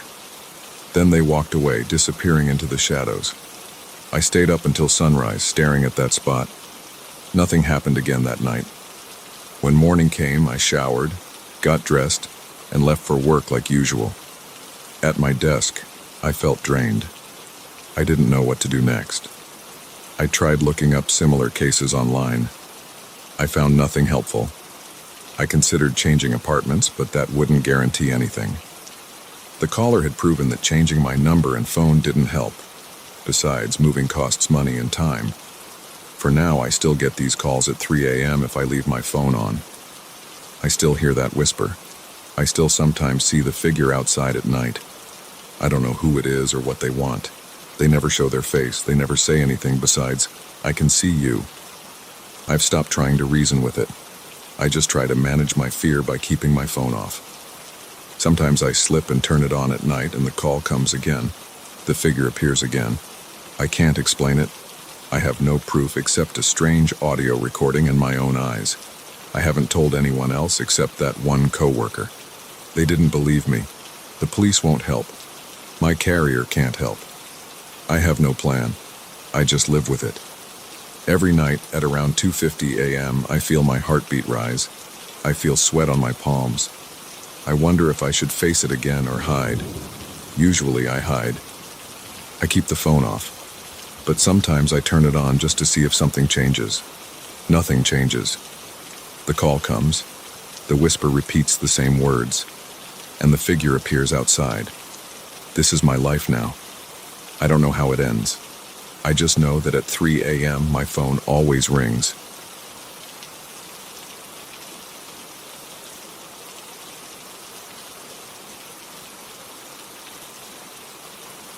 I found the mirror on a Sunday afternoon at a flea market on the edge of town. I had gone there to look for some old tools or maybe a cheap coffee table. Instead, I saw this mirror leaning against a pile of broken chairs and stained cushions. Its frame had simple carvings along the edges, not very deep or detailed, just a few lines that looked hand-cut. It wasn't a large mirror, maybe 3 feet tall and 2 feet wide. The glass looked old but clear enough. The seller asked for a low price. I didn't even try to haggle. I took it, brought it home, and placed it in the hallway outside my bedroom. I live alone in a small house with narrow halls and worn-out carpets. I don't have a lot of furniture. The hallway walls are plain white with old paint that I keep meaning to redo. There's a single overhead light that buzzes faintly. I put the mirror on a small side table, propped it against the wall, and left it there. I didn't pay much attention to it during the day. It just stood there, reflecting the opposite wall and the light fixture. Nothing unusual. That first night, I was walking down the hall on my way to the bathroom. It was late, maybe past midnight. I was tired, half asleep. The overhead light was off, but there was a small nightlight plugged into an outlet down near the floor. It gave off a weak, yellowish light. As I passed by, I glanced at the mirror. I saw my shape in it, just a dim outline. But in the background of the reflection, I thought I saw something move. It was just a quick flicker of shadow. I stopped and looked behind me. Nothing was there. I figured it must have been my own shadow or a trick of the weak light. I shrugged and continued to the bathroom. The next evening, when I passed by the mirror again at night, I noticed something else. I was just walking through the hall, heading to the kitchen. The house was quiet. I looked into the mirror and saw what looked like a slight change in the background. It didn't show just the hall anymore. It's hard to explain, but the reflection seemed to have a darker corner that didn't line up with the real hallway. The actual hallway has a door leading to a closet on that side, but the mirror's reflection made it look like there was an open space going further back. I stared at it for a few seconds. I turned my head slowly and looked around. The hall didn't have any extra space, it was just a wall and a closed closet door. But in the mirror, I saw a vague shape moving in that dark corner. It looked like a human shape, but not detailed. It was more like a shifting shadow. I felt a tightness in my stomach and a prickling on my scalp. My mouth went dry. I stepped closer to the mirror and reached out, almost touching the glass. The image flickered, and then it was gone, replaced by a normal reflection of me in the hall. I breathed out and cursed under my breath. I tried to ignore it, but over the next few nights it got worse. Each night after the sun went down, whenever I passed that mirror, I would see things in it that didn't match my house. Sometimes I saw shadows where there should only be white walls. Sometimes I saw movement in the corner of the reflection, like someone was walking in a place that didn't exist. I stood there for a while once, trying to catch a clear look, but the moment I focused, it snapped back to normal. It only happened when I was passing by casually, not when I tried to study it directly. I started turning on all the lights in the house at night, just to make sure I saw everything clearly. But that didn't help. One evening, I stood in front of the mirror with the hallway light on and stared. For a few seconds, it reflected me and the hall normally. Then I blinked, and for a brief moment I saw myself standing in a different hall. The background behind me in the reflection wasn't my house. It looked like a hallway with darker walls, maybe wood panels or something old. The lighting in that reflected space was dim and uneven, like it came from a candle or a weak bulb. I tried to step back, but my legs felt stiff. I forced myself to look away, and when I looked again, it was just my normal hallway. After that, I felt uneasy all the time. I felt it during the day too, not just at night. I would walk past the mirror in the morning, and although I didn't see anything strange then, I couldn't forget what happened. I tried moving the mirror. I carried it into the living room and leaned it against the sofa. I thought maybe the hallway's lighting or arrangement was playing tricks on my eyes. But the first night I passed it in the living room, I saw something again. I saw my reflection, but my reflection's eyes were looking somewhere else, not straight at me. They were looking past me, as if at something behind me on the left. I turned around fast, but there was nothing. When I looked back at the mirror, my reflection's eyes were back to normal. I tried to tell myself I was imagining it, maybe I was tired. I cleaned the mirror's surface with glass cleaner. I inspected the back of it, looking for any strange film or two-way glass. It was just old wood and a piece of mirror glass. I tried tapping it, listening for hollow spots. It sounded solid.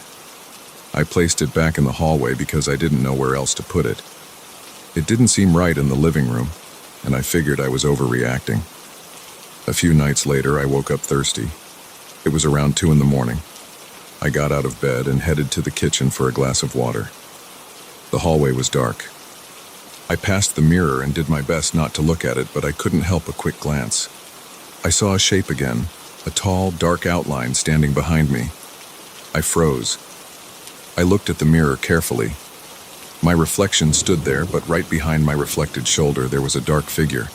It didn't have clear features, it just looked like a person standing very close, almost pressed against my back. I didn't feel anything behind me in reality. No breath, no sound. But in the mirror that shape was there, and I could see it move slightly as if shifting weight from one foot to the other.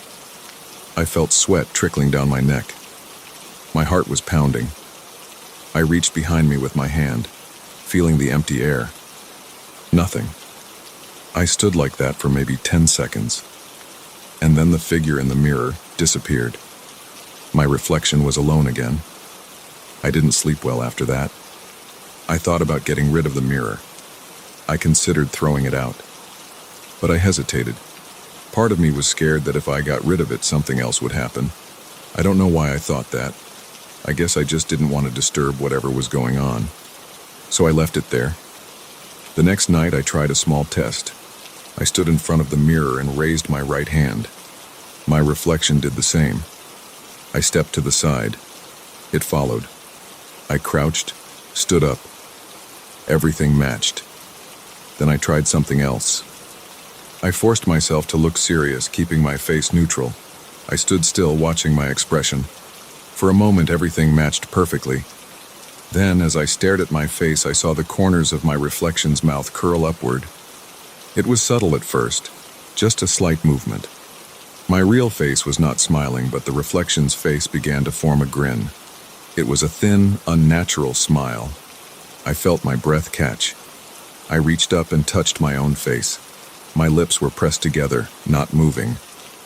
The reflection's smile grew wider. It didn't look right. The muscles in my reflection's face didn't move the way a normal face would. It was as if the image was distorting slightly. I stepped back and bumped into the wall. My legs felt shaky. I looked away for a second to steady myself. When I looked back, the reflection was normal again. My body reacted with quick, shallow breathing. I couldn't calm down.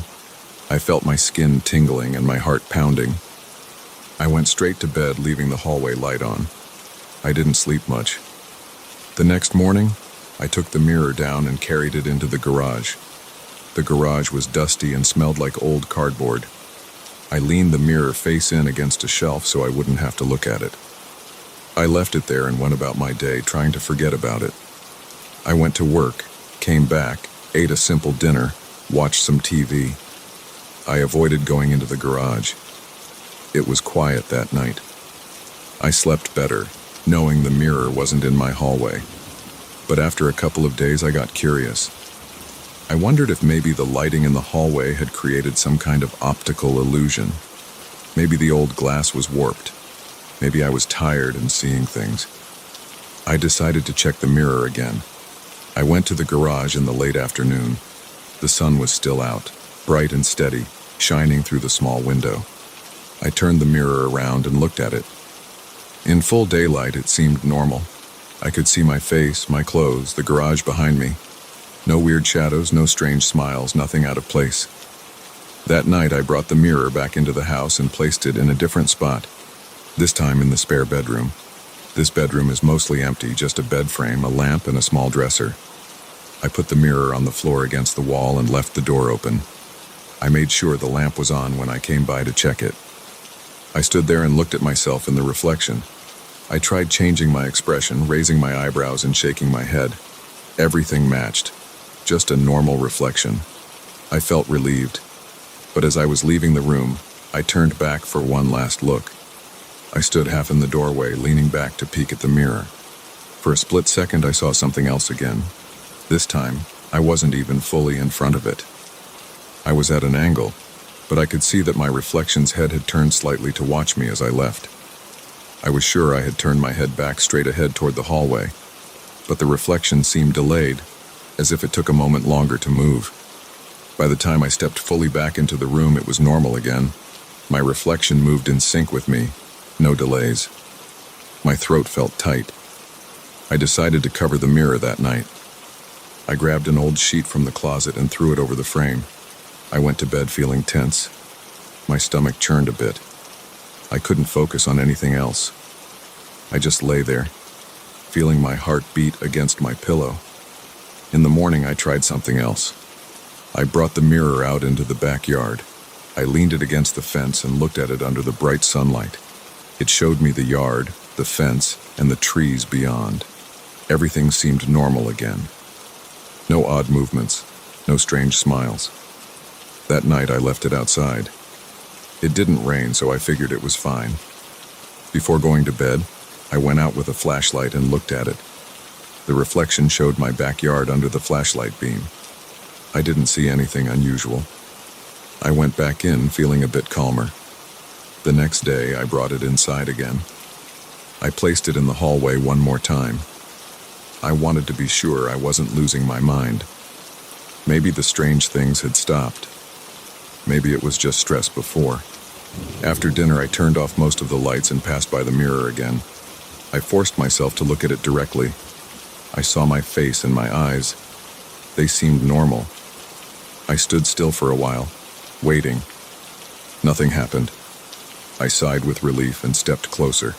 I moved my arm slowly. The reflection did the same. No delays. I smiled a little, testing it. My reflection smiled back, matching me perfectly. I decided to try the neutral face test again. I relaxed my face, keeping my mouth closed and my eyes calm. I stared at my reflection. I counted the seconds in my head. 1, 2, 3. At 5 seconds, my reflection's face changed. Its eyes narrowed slightly and the lips pulled back just enough to show teeth. My real face remained neutral. I felt my stomach drop and my heart pick up speed. I didn't move. I saw the reflection's teeth more clearly now. They looked like my teeth, but the way they were shown felt forced, like someone pretending to smile without feeling it.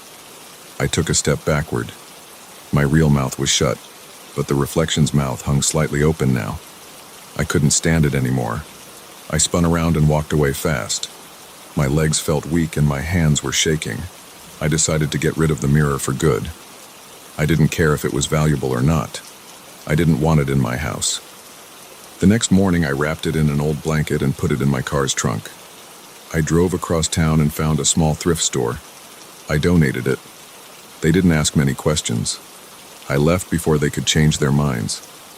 I didn't want to know what would happen to the next person who owned it. I just wanted it gone.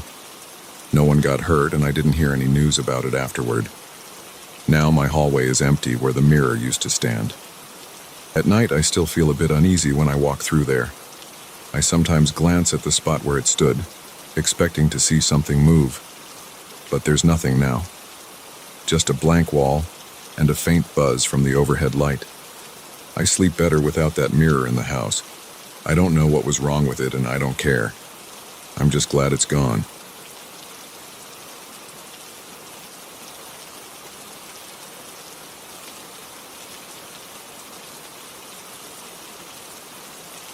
I first noticed something was off around 2 in the morning. I was lying in bed, awake because the noise of old pipes kept me up. I live on the 4th floor of an old building. It's a place with chipped paint in the hallways, dim lights in the stairwell, and an elevator that shakes. The walls are thin. I can usually hear my neighbor's TV or the sound of footsteps coming from above. But that night, it was quieter than usual. No footsteps. No distant voices, just that dull creak of the pipes. Then the intercom buzzed. I got up, walked into the small living room, and stared at the device on the wall. It was old and yellowed. The buzzer sounded again. I pressed the button and said my name. There was no immediate response, just a sort of muffled breathing. Then I heard my name spoken back to me, slowly and softly. My heart started pounding. I tried to see who it was through the small camera monitor. The image on the monitor was grainy and dark, but I could see the front entrance. The light above the door was on, but no one stood there. The door was closed. I said, "Who's there?" The voice didn't respond. It just repeated my name 3 times, each time quieter. After that, the line went silent. I let go of the button and listened. Nothing else happened that night. Still, I barely slept. The next day, I went downstairs and checked the lobby. I looked outside through the glass door. There was nothing unusual. I checked the mailbox area and spoke briefly with the building manager, a man named Julio. He's always half asleep behind a small counter. He said he didn't see anyone last night. I asked if someone could have sneaked in. He said he doubted it. The door locks automatically, and to enter you need a key or someone to buzz you in. He hadn't heard anything, and there's no doorman or security guard. Julio leaves around 10 at night. After that, the lobby stays empty, just a locked door and the intercom system. I went back up to my apartment and tried to forget about it. That night it happened again, around the same time. The buzzer sounded, that sharp sound that cuts through silence. I turned on the light in the living room and walked straight to the intercom. I pressed the button and heard the same muffled breathing. Then my name. It sounded a bit distorted, like someone speaking through a piece of cloth. The camera again showed no one outside. I stared at the monitor. It was a static image of the empty entrance. I asked who it was. The voice just kept repeating my name at uneven intervals, sometimes whispering it, sometimes saying it a bit louder. It gave me chills. I asked if they needed help, but I got no answer. After a minute or so, the sound stopped again. I stood there with my finger on the button, listening to the faint hum of the line. When I released the button, the silence in my apartment felt heavy. By the third night, I decided to record the calls. I took out my phone, set it to record, and waited. When the buzzer sounded again, I was ready. This time, I didn't speak first. I picked up the intercom's handset instead of pressing the button on the panel. I did that because sometimes picking up the handset improved the audio quality. I held my phone close. I heard the same breathing, the same soft voice saying my name. No other words. I asked who it was and got no response. It was the same pattern. After a few repetitions, the call ended. I saved the recording and tried not to think about it too much. I went back to bed, leaving a small lamp on in the corner of the room. I had a hard time sleeping. My chest felt tight, and I kept glancing at the closed door of my apartment. I thought about calling someone, but who would I call at that hour for something like this? The next morning I listened to the recording. It sounded the same as I remembered.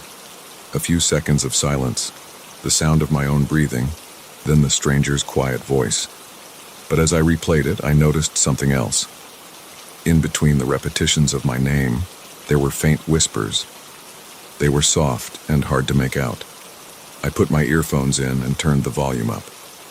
Beneath the voice that kept saying my name, I could hear other voices. They were lower, more distant. I couldn't understand what they were saying at first. I isolated the audio on my computer and played it over and over. After a few listens, I caught a phrase repeated softly. "Don't open the door." I listened again to confirm. Yes, it was clear. Something was whispering, "Don't open the door." The tone was urgent but quiet. My stomach tightened. I felt sweat on my forehead. I had no idea what to think. There was a warning hidden in that recording, several voices overlapping. It was nothing I'd heard with my own ears the night before. My first thought was that I was dealing with a prank. Maybe someone hacked the intercom system. Maybe it was someone in the building playing a joke. I tried to think logically, but I couldn't ignore the feeling that something was wrong. The building was old, with outdated wiring and a simple intercom system. I didn't even know how someone would hack it. And why would they? Most of my neighbors were older folks. I kept to myself and rarely interacted with them. I didn't report it to Julio right away. I just went about my day, trying to distract myself. I went to work, stayed busy, tried not to think about it. But by the time I got home that evening, I felt uneasy. I walked through the lobby, and everything looked normal. The hallway on my floor was quiet. My door was locked as I'd left it. Inside, I checked the intercom panel again. Everything looked normal. I ate a quick meal and watched TV with the volume low. Around midnight, I turned off the lights and stayed in bed, waiting. I didn't want to sleep. I just stared at the ceiling and listened. It happened again at around 2:30. The same buzz. I jumped out of bed and grabbed my phone. This time, I pressed the intercom button and said nothing. I heard my name repeated. I recorded the audio again. My skin prickled as I listened to the voice. It sounded closer somehow, more present. I checked the camera monitor. The entrance was empty. I felt my hand shaking slightly. I left the intercom on without saying anything. After a while, the voice stopped. I released the button and stood there in the dark living room, feeling my heart pound.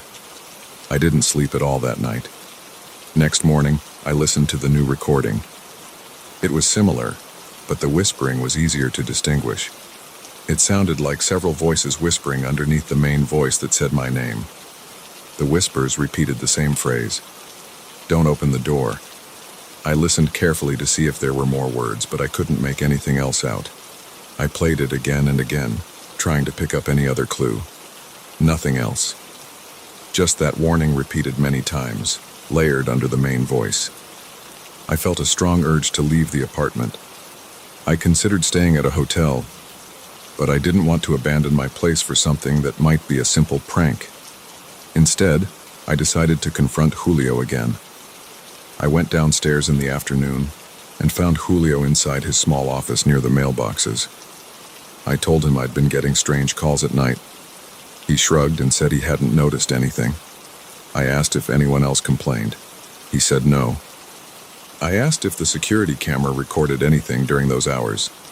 He said the cameras only record on motion and the one at the entrance hadn't picked up anyone standing there. I asked him to check anyway. He sighed and checked the system. Nothing. Just empty frames of the entrance. He seemed annoyed with my questions. I didn't push it. I thanked him and left. He looked at me like I was making things up. I decided to investigate on my own. That night, I waited in the lobby from midnight until around 1:30. I sat on a small bench near the door, scrolling on my phone. The lobby was quiet. The street outside was also quiet. Eventually, I grew tired and went back upstairs, feeling a bit foolish. Maybe it wouldn't happen if I was watching. Maybe it only happened when I was inside my apartment. I locked my door and stood in front of the intercom. I didn't turn off the lights. I waited. Around 2, the buzzer sounded again. I rushed to the monitor and looked. Empty entrance. I pressed the intercom button and listened. The voice said my name, slow and steady. I recorded again, staying silent. After it stopped, I checked the time. 2:10 a.m. No one had come through the lobby just now. I knew that because I had just been down there less than an hour ago, and no one was lingering outside. That morning, I reviewed the new recording. The whispers were still there. Still the same warning. I felt tension in my shoulders and neck. My mouth felt dry. I tried to ignore it and focus on facts. The intercom calls come around the same time every night. The camera shows no one. The voice knows my name. The hidden whispers warn me not to open the door. There are no other clues. There's no sign of forced entry. Nothing missing. No note slipped under my door. No strange smells or footsteps outside. Just these calls. I tried a new approach. I disconnected the intercom unit from the wall and took a look at the wiring. It's just a few colored wires plugged into old connectors. I'm not an electrician, so I couldn't make much sense of it. But I noticed everything looked old and dusty. There was some corrosion on the metal parts. I cleaned it a bit and reconnected it. I hoped maybe that would stop the calls. It didn't. That night, I considered not answering at all. But when the buzzer came, I couldn't help myself. I pressed the button and listened. The voice said my name. I whispered back, "Who are you?" No response, just my name again. I said, "What do you want?" No answer. The main voice faded for a moment, and I listened closely, trying to catch the whispers. I could almost hear them in real time, a faint sound underneath the static. "Don't open the door." My throat tightened. I let go of the button. The intercom went silent. I called a friend of mine the next day. His name is Ricardo. He's a practical guy, not easily spooked. I told him about the calls. He said it was probably someone messing with the wiring, maybe tapping into the system from another apartment. He suggested I knock on a few neighbors' doors and ask if they heard anything. I didn't want to bother anyone, but I had to try. I knocked on the door of the apartment across from mine. A woman in her 50s answered. She said she never heard anything. I tried the apartment next to hers. A man in his 60s said no, he hadn't heard strange calls. Everyone was either annoyed or confused. No one had experienced the same thing. I stopped asking. It made me feel more isolated. I called an electrician to check the intercom. He came in the late afternoon. He looked at the wiring and said everything was normal, just old. He tested the line and said it worked fine. I asked if anyone could call my apartment from outside without being seen. He said not without pressing the button at the entrance panel. If someone pressed that button, the camera would show them unless they stood off to the side, but even then, some part of them would appear. The electrician left, and I sat alone in my apartment, staring at the intercom, feeling no closer to understanding this. The next night, I tried to ignore it. I turned up the TV volume, wore headphones, tried to stay awake watching random shows. But around 2 in the morning, the buzzer cut through all the noise. I turned off the TV and listened. My heart was beating fast and I felt sweat under my arms. I considered not answering, just letting it ring, but the noise wouldn't stop until I pressed the button. I pressed it. The voice said my name. I tried something different. I said, "I won't open the door." The voice went silent for a second. I heard static. Then it said my name again, quieter. I listened for the whispers. This time they sounded louder. "Don't open the door," repeated over and over, overlapping like several people speaking from a distance. I felt my hands shaking. I released the button. The line went dead. I didn't sleep. I just sat in my living room, lights on, listening to the silence. I checked the hallway through the peephole. Nothing. I checked my locks. Everything was secure. The building was silent. The street outside was silent. I felt hungry but didn't want to eat. I didn't trust the silence. I replayed the recording several times, listening with headphones, trying to identify the voices. They sounded like men and women, different ages, maybe neighbors, maybe strangers. I couldn't tell. They only repeated that one phrase. The main voice that said my name was always the same. It sounded genderless, distorted, like filtered through cloth or a heavy scarf. I tried calling Ricardo again, but it was too late in the night. He wouldn't pick up. I sat there waiting for the sun to rise. The faint light of dawn made me feel a bit calmer. I decided not to leave. I decided not to open the door for anyone. If someone buzzed, I wouldn't open.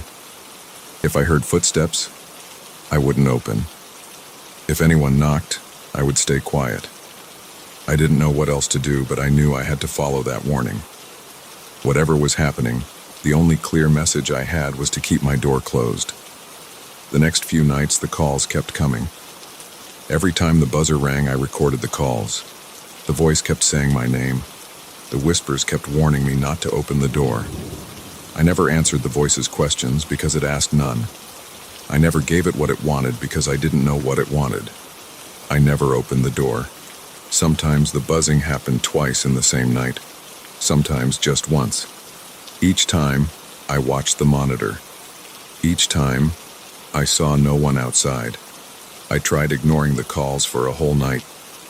I let the buzzer ring for a long time until it stopped on its own. Then it would start again 15 minutes later. I had no choice. I had to answer to stop the noise. I became exhausted. I fell asleep during the day and stayed awake at night. After about a week of this, my eyes were red, my hands trembled, and I felt weak. But I kept the door closed and locked. I don't know who is calling me. I don't know how they got my name. I don't know how they hide from the camera. I don't know where the whispers come from or why they warn me every night. But I know what I must do. Not open the door. I stay inside, waiting for morning. I keep my recordings backed up on my computer. I have them labeled by date, each file containing that voice saying my name and those whispers repeating that warning. I don't show them to anyone. I don't know who to trust. For now, I just wait. The building remains old and quiet. The neighbors remain unaware. The electrician found nothing. Julio thinks I'm making it up. My friends wouldn't believe it either. And I don't have proof beyond those recordings. All I can do is stay in my apartment and refuse to open the door. I don't know how long I can keep this up, but I have no choice. The voice calls for me every night and the whispers never change their message. They tell me not to open the door, so I won't.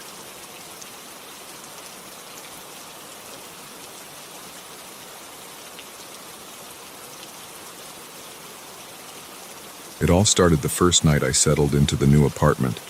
The place was furnished, the rent was low, and the landlord didn't ask many questions.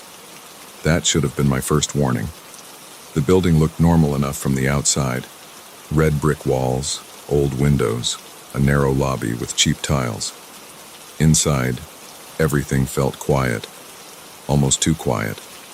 I remember dropping my suitcase on the living room floor and standing there listening. No sound.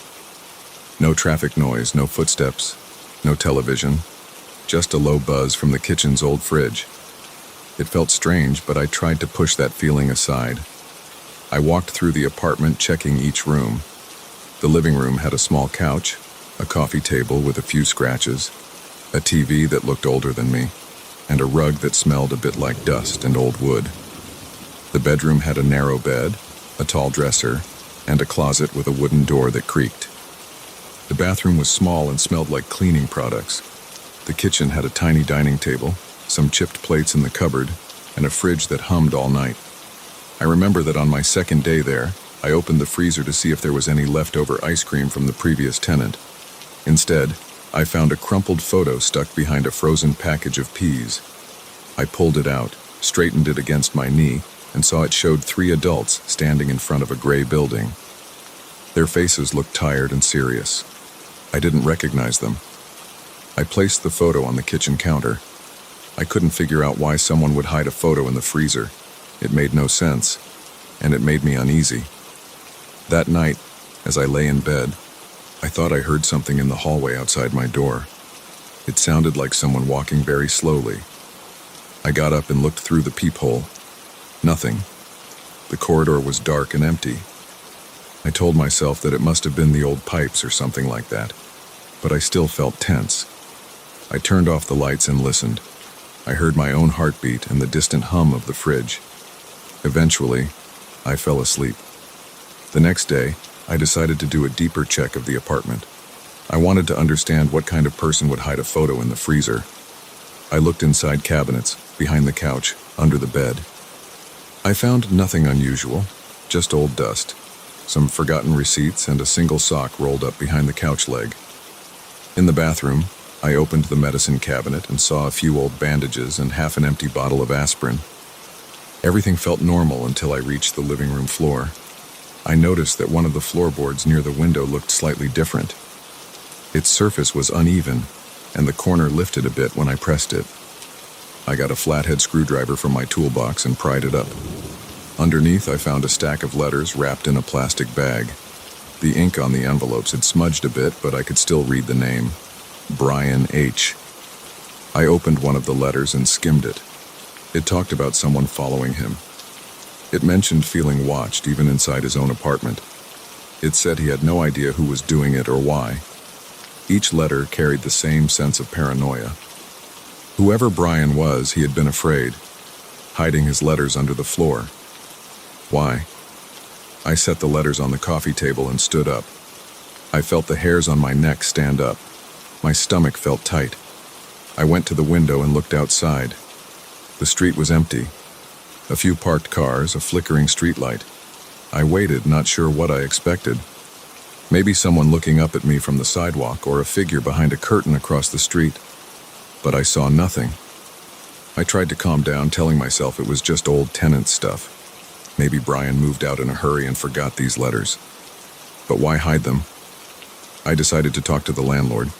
He was a quiet man who lived on the ground floor. When I asked him about the previous tenant, he shrugged and said he didn't remember much. He said the guy moved out suddenly and never came back for his security deposit. I pressed for more details. The landlord hesitated, then admitted the tenant had disappeared without notice. He hadn't even returned the keys. The landlord had to change the locks. I asked if the tenant's name was Brian H. He looked at me with a puzzled expression and said yes. He thought that might have been the name. I went back upstairs and locked my door. The apartment felt different now. I looked at the furniture and wondered what else might be hidden. I opened the dresser in the bedroom and checked behind the drawers. I found nothing unusual there. I looked under the bed. Only dust and a crushed soda can. In the closet, I pushed aside hangers and felt along the back wall. Smooth wood. I closed everything and sat on the couch. Around 10 p.m., I turned off the TV and got ready for bed. That night, I heard something again. This time, it sounded like breathing, very faint, as if someone stood just outside the window. I rolled out of bed and crept to the window, trying not to make noise. I peeked through the blinds. The street looked normal. No one stood there. I listened again. The sound stopped. My heart was racing, and my throat felt dry. I tried to tell myself it was just my imagination. The next morning, I decided to read all the letters. They all belonged to Brian H. He wrote them to someone named Jeff. There were about 8 letters in total. The handwriting was shaky. He wrote about strange objects he found in the apartment. He wrote about a set of keys hidden inside the couch cushion, about photographs in strange places, about footsteps in the hallway at night. He said he felt like someone was watching him from outside, and sometimes from inside the building. One letter mentioned the landlord, saying he was a strange man who never made eye contact. Another letter mentioned neighbors who stared at him. Brian wrote that he tried talking to them, but they denied hearing anything. He sounded desperate and isolated. The last letter ended abruptly, saying he was going to leave and would not come back. I felt like I'd stepped into someone else's nightmare. I put the letters back in the plastic bag and hid them in the closet. I thought about leaving, but I had paid the first month's rent and didn't have enough money to move again right away. Besides, I told myself there might be a rational explanation. Maybe Brian had mental health problems. Maybe he imagined it all. I tried to forget it and get on with my life. That evening I was watching TV when I saw something from the corner of my eye. The door handle to the bedroom seemed to move. It was a slight motion, a small click, as if someone tried to open it from the other side. I paused the TV and listened. My own breathing sounded too loud. I walked slowly to the bedroom door and grabbed the handle. It was locked. I hadn't locked it though, I always left it unlocked. I turned the handle and opened the door. The room was empty. The window was closed. Nothing was out of place. I checked under the bed again. Still just dust. I had trouble sleeping that night. I felt too warm, and my muscles were tense. Around 2 a.m., I heard a faint tapping sound from above the ceiling. I knew there were no apartments above mine, just the roof. The tapping continued for about a minute and then stopped. I lay there, eyes open, staring at the dark ceiling. My heart thumped, and my hands felt sweaty. I wiped them on the blanket. The next day, I tried talking to a neighbor. I met a guy from down the hall, a tall man wearing paint-stained jeans. I asked him if he knew anything about Brian. He shrugged and said he remembered Brian as a quiet guy who kept to himself. I asked if Brian had said anything about feeling watched. The neighbor frowned and said he never talked to Brian, just saw him coming and going sometimes. I asked if he ever heard strange sounds at night. He shook his head and said the building was old, that's all. Pipes and wood. I thanked him and went back inside. I started checking every inch of the apartment, trying to find more objects. I pried up a few more floorboards and found nothing. I opened the back of the TV stand. Dust and old cables. I checked the kitchen cabinets carefully. Under the sink, I found a small metal box with a lock. I tried opening it with a kitchen knife. The lock was flimsy and popped open easily. Inside, there was a wallet with a driver's license, credit cards, and a folded note. The license said Brian H. The photo showed a thin-faced man with tired eyes. He didn't look dangerous. The credit cards were expired. The folded note said, "If someone finds this, please understand that I tried leaving, but I can't. Someone is always watching. Check the hallway mirror." There was a mirror in the hallway outside my door, mounted on the wall. It was a simple rectangular mirror. I went out and stood in front of it. I touched its edges, trying to see if it moved. It was held by 2 screws. I went back inside and grabbed my screwdriver. Then I unscrewed the mirror from the hallway wall. Behind it, I found a small hole. Inside that hole, I found another envelope. It contained a single piece of paper with a short message. "They come at night. Don't make noise." I felt cold. My hands shook. I quickly put everything back and retreated into my apartment. I locked the door and pushed the dresser in front of it. I felt silly, but I didn't care. I just wanted to feel safer. I turned on all the lights and sat on the couch. The silence pressed in around me. My knees felt weak and my stomach churned. I waited like that for hours. Eventually, I got up and went to the window, looking outside again. The street was empty except for a few cars. A light was on in a window across the street. I saw a silhouette move behind that window. It was a person, but I couldn't make out features. They stood still after a moment, facing my direction. My heart beat faster. I stood there, not moving. After a while, the silhouette moved away. I told myself it was just a neighbor. That's normal. People move in their apartments, they look out windows, it doesn't mean anything. But I couldn't shake the feeling that I was being observed. The next few days, I tried to ignore it all. I went to work, came back, watched TV, ate dinner. But at night, I still heard strange sounds. Sometimes it sounded like scraping on the walls. Other times, like soft whispering. I tried to record these sounds on my phone, but when I played the recordings back, I only heard static and the hum of the fridge. I wanted to get rid of the letters, the wallet, the note. They felt like evidence of something I didn't want to be part of. I took them and put them in a plastic bag, planning to throw them in the dumpster outside. I put on my jacket and slipped into the hallway. As I passed the mirror again, I stopped and listened. Nothing. No sounds. I went downstairs and out the front door. The street was quiet. I walked to the dumpster and tossed the bag inside. Then I stood there, feeling the cool air on my face. I looked up at my apartment window. I saw no movement. Everything looked normal. That night I slept a bit better, but around 3 a.m. I woke up suddenly. It felt like someone was tapping on my window glass from outside. I sat up, breathing hard, and listened. The tapping repeated, 3 short taps. My window was on the second floor facing the street. I went to the window and lifted the blinds. Nothing was there. No ladder, no balcony, just empty air.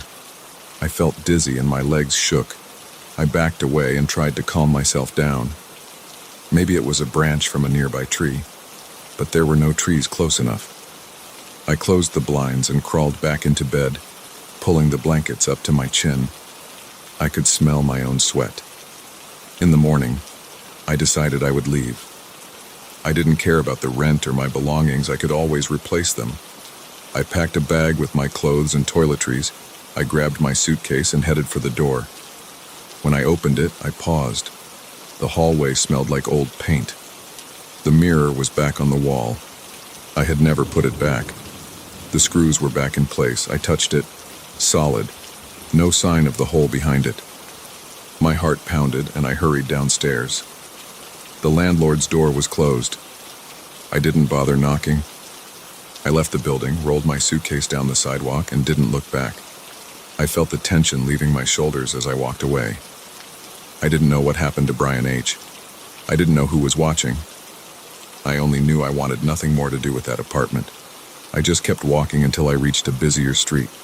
I stopped at a coffee shop, sat down, and tried to calm my breathing. I never went back to that apartment. I never found out what really happened. I told a friend about it, and he said I should call the police or something like that. But I didn't. I just moved on, found another place, and tried to forget. Still, every so often, late at night, I feel that same prickling sensation on the back of my neck, like someone's eyes are on me. I try to ignore it. It might be nothing. But I remember the letters, the photo in the freezer, the wallet hidden under the sink, the whispering sounds at night. I remember feeling trapped in that apartment, and I remember leaving it behind without looking back. That's all I need to know. I'm done with that place.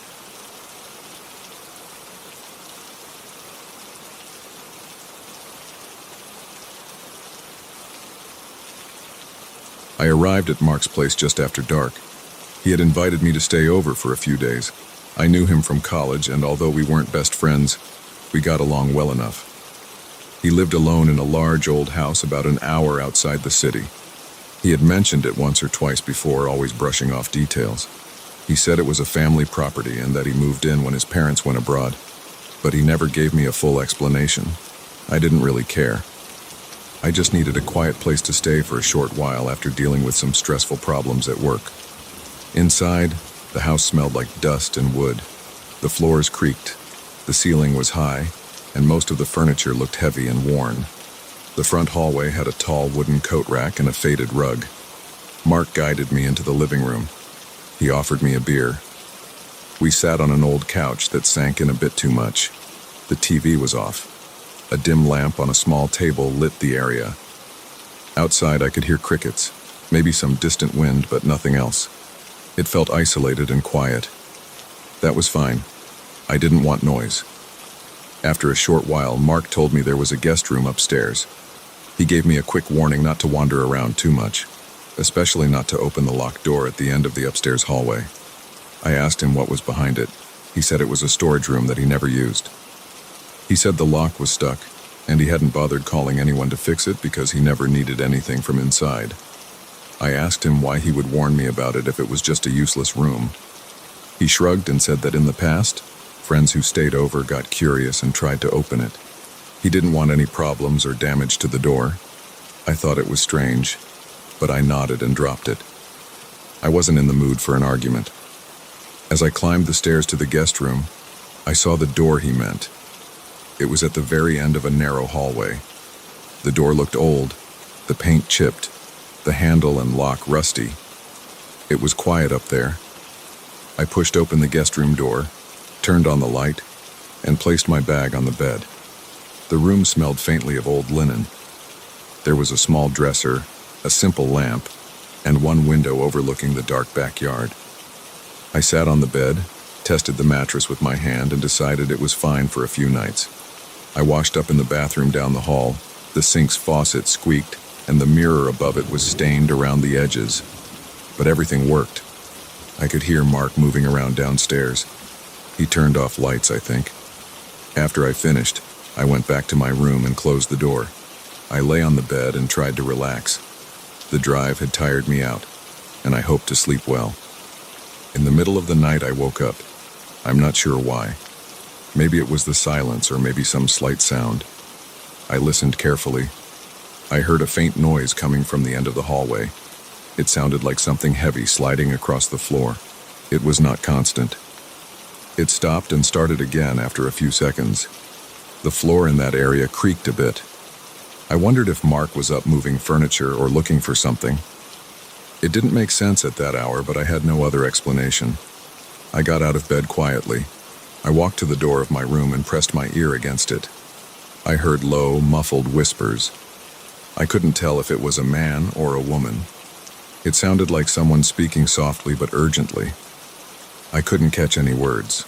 It stopped after a few moments, followed by what sounded like a piece of furniture scraping against the floor again. I decided to check if Mark was awake. I opened my door and stepped into the hallway. The light was off and I had to let my eyes adjust. The hallway was narrow and dark. The only light came from a street lamp outside, spilling a weak glow through a small window at the other end of the hall. I walked slowly toward the locked door. My heart started beating faster. I felt the hairs on my arms stand up. I held my breath for a second and listened. More whispers. They stopped when I got close. I leaned forward and touched the door. It felt cold. I bent down a bit and looked at the thin gap under it. Nothing visible there. Then I leaned to the side, trying to see if there was any gap in the door frame. There was a tiny crack in the wood near the handle. Through that crack, I could see a small bit of movement inside. It looked like a shadow shifting. Then, very clearly, I saw an eye looking back at me through that gap. I pulled back, startled. My heart thumped hard. I swallowed and stood still, trying not to make noise. That eye was definitely not my imagination. It blinked once, slowly, and then moved away. I whispered, "Hello?" I didn't get a response. I just heard soft breathing. I considered knocking, but I didn't. I was afraid. I didn't know who was in there. Mark said that no one used that room, that the door was locked, yet someone was inside. I took a step back and turned toward the stairs. I wanted to get Mark. Before I could move any further, the whispers started up again, louder this time, but still muffled. I couldn't understand what they said. I hurried downstairs. The steps creaked under my feet. The living room was dark now. I saw a soft glow from the kitchen. I found Mark sitting at the small kitchen table with a single light on. He wore an old robe and had a mug of something hot in front of him. He looked at me with a tired expression. I told him what I heard and what I saw. He frowned.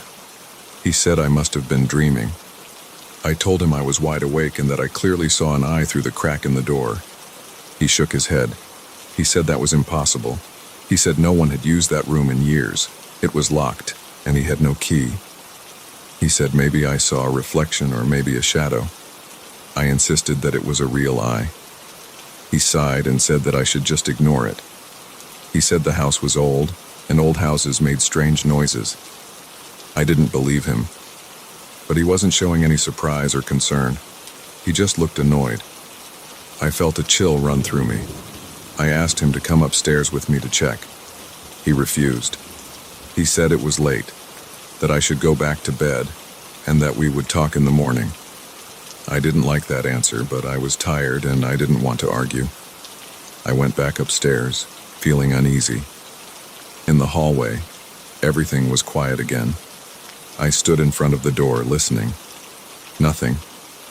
No whispers, no footsteps, no breathing. I checked the gap again. Darkness. I couldn't see any eye. Just an empty darkness. I went into my room and locked the door. I didn't sleep well. I kept waking up, listening for sounds. Occasionally I thought I heard faint scraping noises like a chair being moved, but I wasn't sure if it was real or my imagination. At some point I fell asleep. In the morning, I woke up and went downstairs. Mark was in the living room reading something on his phone. I asked him about the night before. I wanted a straight answer. He just shrugged. I pressed him. I said I heard whispers and saw someone's eye.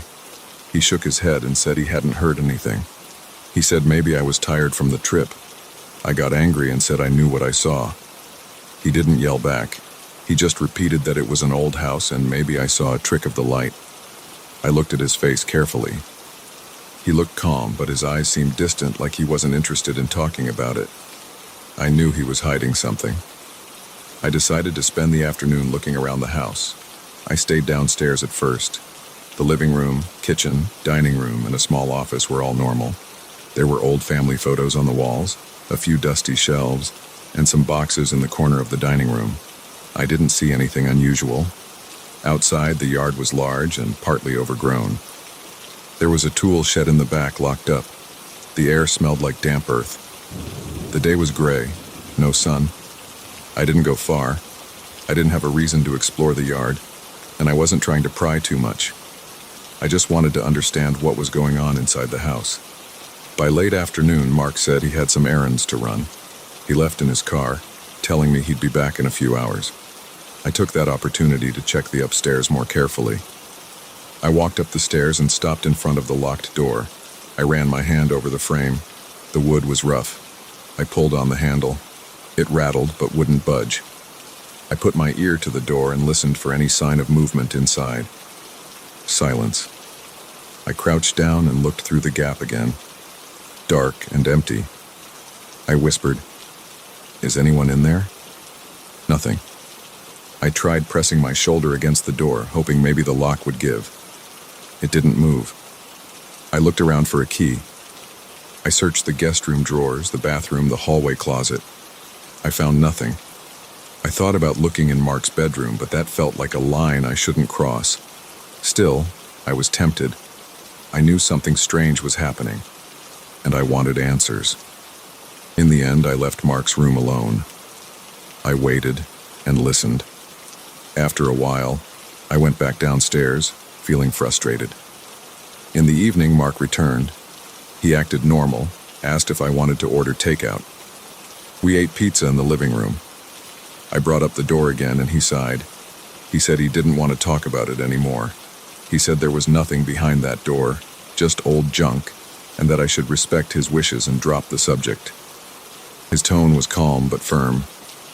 I decided not to push it. I nodded and focused on my food. Later that night, I tried to sleep again. I kept the hallway light off. It was quiet for a few hours. I almost drifted off, but then I heard it again. The scraping sounds. The whispers. I sat up in bed, heart beating faster. I got out of bed and opened my door, stepping into the dark hallway. I walked slowly toward the locked door. I could feel my pulse in my ears.